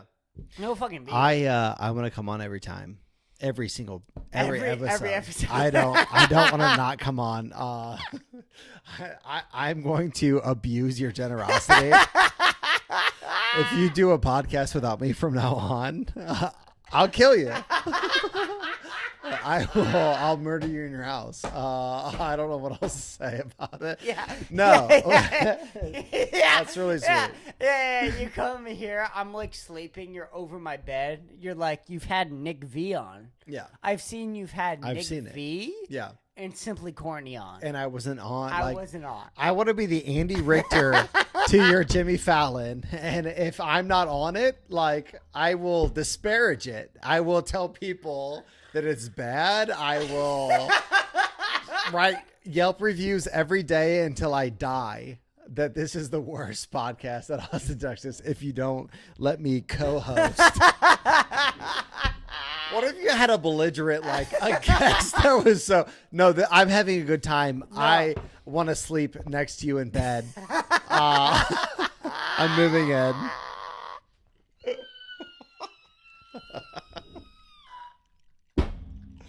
We're sleeping ass to mouth every night. And that's what friendship is. And that's how you make new friends in Austin. Yeah. You sleep ass to mouth every night. That's it. That's the only way you make real friends. It really is. Jacqueline hates that I have Blake sleep ass to mouth with me every night. She's like, he's married. Why does he have to sleep in our bed? And I was like, he's my best friend. I don't know what to tell you. Like, we're writing bits. I do have to ask this. So Blake does want to come on? He does. Okay. Well, I want him on. But I think he's gonna be a KG guest. I think he's gonna be out of pocket. I think he's going to you said there's only one rule. He might break it. I don't know. I don't know him. Right, he lived in Germany for a long time. It's not even a rule, really. It's a soft rule. It's a soft rule. It's a recommendation. If you're a white guy, don't say the N-word on the podcast. It's more of a recommendation. Yeah. It's a great, and it is a good one. It's a good one. It's a good recommendation. It's for life, not just for the podcast. For life, I think. Right. I have recorded 175 podcasts now. Mm-hmm. There's one time where I almost said the N-word. Sure. I didn't say it. Okay. I didn't say it. He never said it.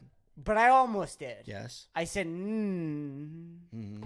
But it was like really in the moment. I was getting in my feel. We were talking about lifeguarding and protecting it from a shark attack. I was like, "What are you gonna do?"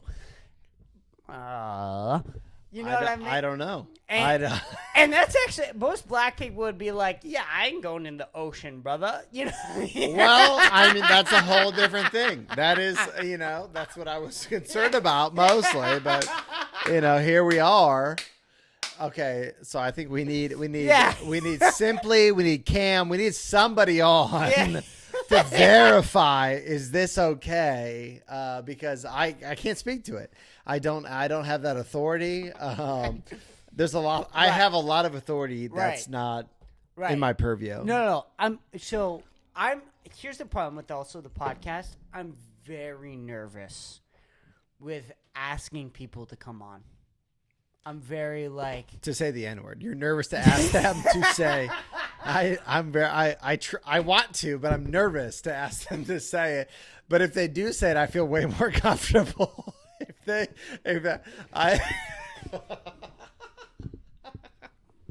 It's the first question I always ask white guys on my podcast. Hey, we just real quick, just will you throw it out? Just one, so that I feel more at home. About saying. Listen. I'm from the suburbs of Boston and right outside of Pittsburgh. I need you to say the N-word. I need you.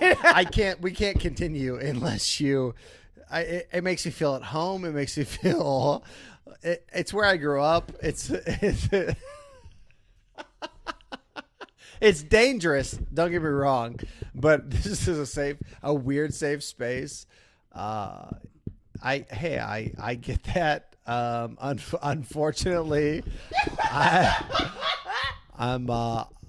have a shaved head, and so I don't even do high fives because this is too close to this. I won't mess with it. I won't mess with it. As a bald white guy, you should stay clear of that. You actually should. I'm super careful about. You even can't being pull close. on Elon Musk. Listen, I listen to way. a lot of rap and I sing along, but even at home by myself in the car, no one's ever going to hear this. I don't. I feel uncomfortable. Yeah, Elon. Elon, he did it. And it's a money thing. I don't have enough money to say it or do the Zig Heil. I don't. I think if you have enough money, you can, obviously. Yeah. You're not one of the richest men on the planet. This was my take on that whole thing. Again, I try to make this a bit. Yeah. Now we're getting into this is great. This is such a great podcast, by the way. I cannot describe how thrilled I am with this podcast. Yes. We have gone from my trauma to his trauma to my reasons of being in stand-up to his reasons of being into stand-up. And now we are getting into Elon Musk heiling Hitler. Yeah. So this is actually the best podcast I've ever recorded. I want you to know that. Well, it's 175. It's 175. We had to do it big for 175. We this had is to. a celebration. This is a what is it? A quarter centennial. This is a quarter centennial podcast. I am going to ask you to come on every 3 months. Well, let's make it 2. Let's listen. Here's my take.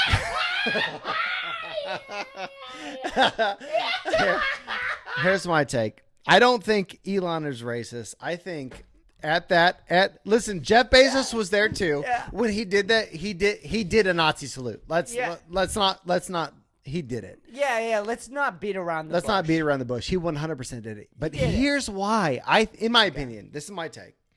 I think he was hanging out backstage in the green room with Jeff Bezos, and he said, "Hey, I bet you $100 million I can do the Nazi salute, and no one will care." You think so? And Bezos said, "Okay, I'll bet you that. But you got to do it twice. You have to do it twice, or it doesn't count. One time you can say, 'Oh, I was saying my heart goes out to you.' Right. But Jeff said, if you do it twice, there's That's no big mistaking."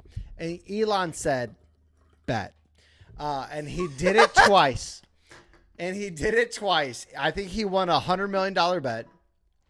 And guess what happened? Nothing. He did it twice. We raged about it for 2 weeks, and then we haven't talked about it since. I think he Yes. Can I steal some of this? Yeah. Okay, No, okay, no, you're good. yeah, Yeah, keep we're- going. we're Keep in good going. shape. You're in the middle of a No, rant. I didn't. no, wanna that's interrupt you. that's a rant. That's what I think actually happened. Well, you're correct. You're not wrong. No, I don't think that was a racist thing. I think he won a bet. I think he's a racist as a person because he grew up in South Africa during apartheid with a lot of money. No, he's a racist. Don't get me wrong. He 100% is a racist. But that specific instance, I think it was a bet with Jeff Bezos that like I can get away with this. And guess what? That's great. He did. He's still like at least for 3 more weeks. He is in government. It sounds like Trump's getting rid of him. Which is, probably wise. But It sounds like that from who? I haven't heard this. Trump is starting to distance himself, and Elon even said that the tariffs aren't working. So they're both like kind of, but it doesn't matter. They're making so much money off of this. Again, let's not get into this because everyone else is getting into this. You know what I mean? Like, that's what I'm saying. Like, everyone's doing it. Let's do our thing. Let's be where we are. Well, here's what I think. I think It was a bit. comedians should be able to talk about pot. Blake is calling me. Blake- Should we take? Have you ever taken a call? Should we take a call? You need to take this right now. Should we? You need to take this right now. You need to take. We're gonna this take a right call now. on speaker. Blake Carlson, you are on the Chris Pushkar podcast. Is that true? Yes, Yes. it is very much true. This is 100% true. You're on the podcast. You're on the right podcast. Now. You're whatever you say is going to be on record for the rest of forever. Yeah. So just be aware. Okay. Yeah. No, so- I was gonna see if you're going to Little Woody's or not. I don't know. We have no idea. We're setting records. We're this has lasted way longer than either one of us thought would yes, ever last. absolutely, it has. Oh my god, Yeah, we're like 3 hours in, Blake. dude, clip it. Blake wants to see clips. That was it. Like Blake was watching podcasts of yours, and he said the only thing that like his only sort of advice to you is like, why are you not clipping the greatest pieces of these podcasts? Right. Well, Yeah, I think it's like a restaurant that doesn't have pictures in their menu. Gone. They don't want it. That's so true. It's like having a Michelin star rentaurant and there's no pictures on Yelp. Yeah. Blake, you're totally right. I'm wrong. I feel so scrambled right now that I haven't done this. That's okay. I mean, it's Blake. all up from here. We got it figured out. Blake, will you tell us something profound without saying the N word? Can you do that? What do you mean? Like, what's the next topic on this? We're rolling right now. Things have been really organic, and we're bringing you in, and I want you to be a voice on this. Okay.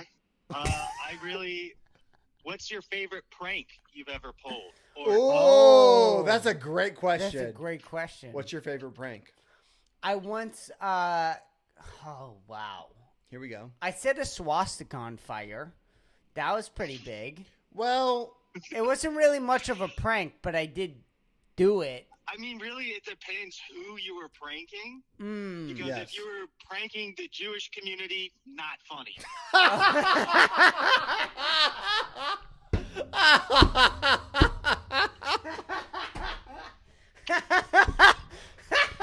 That's fit. That yes. Very fair. Yes. Very fair. Yeah.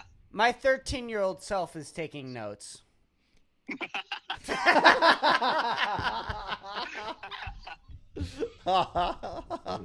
Oh, man. My favorite prank is it was classic. It was the old I put a plastic bag or a paper bag on somebody's windshield wipers, and then they turned the windshield wipers on. It was poop. Like I was 17 years old. It was poop. 17? That's a little late in the game. I know. I get that. It was immature even for 17.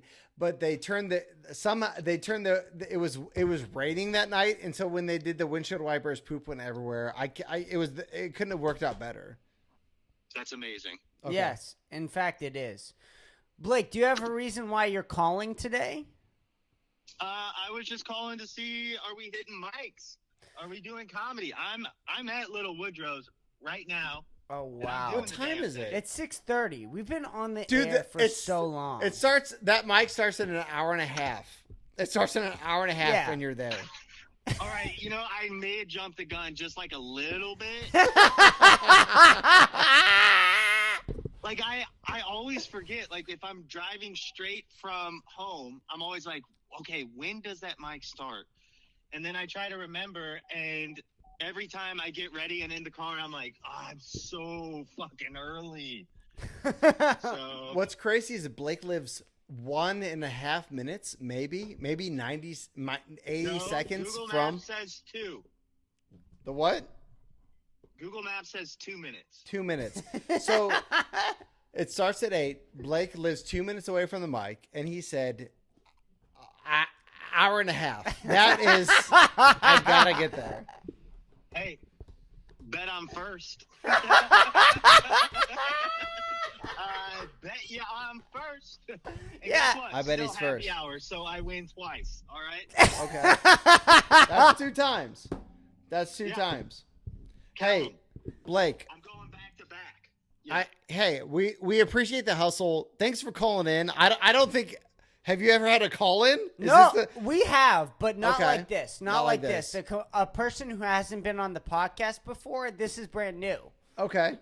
This is brand new. Perfect. Blake is breaking grounds right now. You're breaking ground.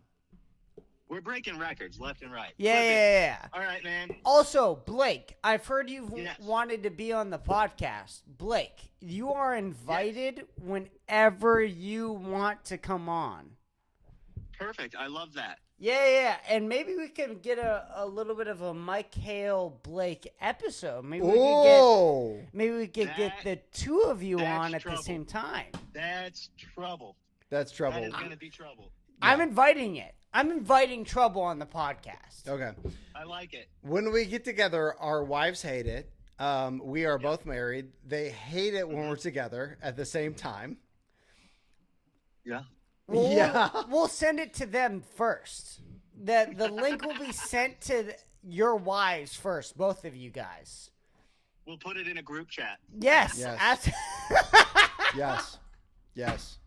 Blake, thanks for coming on my show. I appreciate you. I love you so much. I will text you after we're done.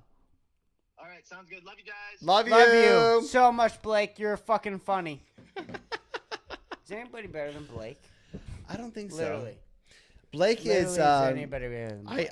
Blake is I think you and Blake have very similar energies. Yes. Very golden retriever. Very upbeat. Like people Yes. want to see you winning. Yes. Like that's important.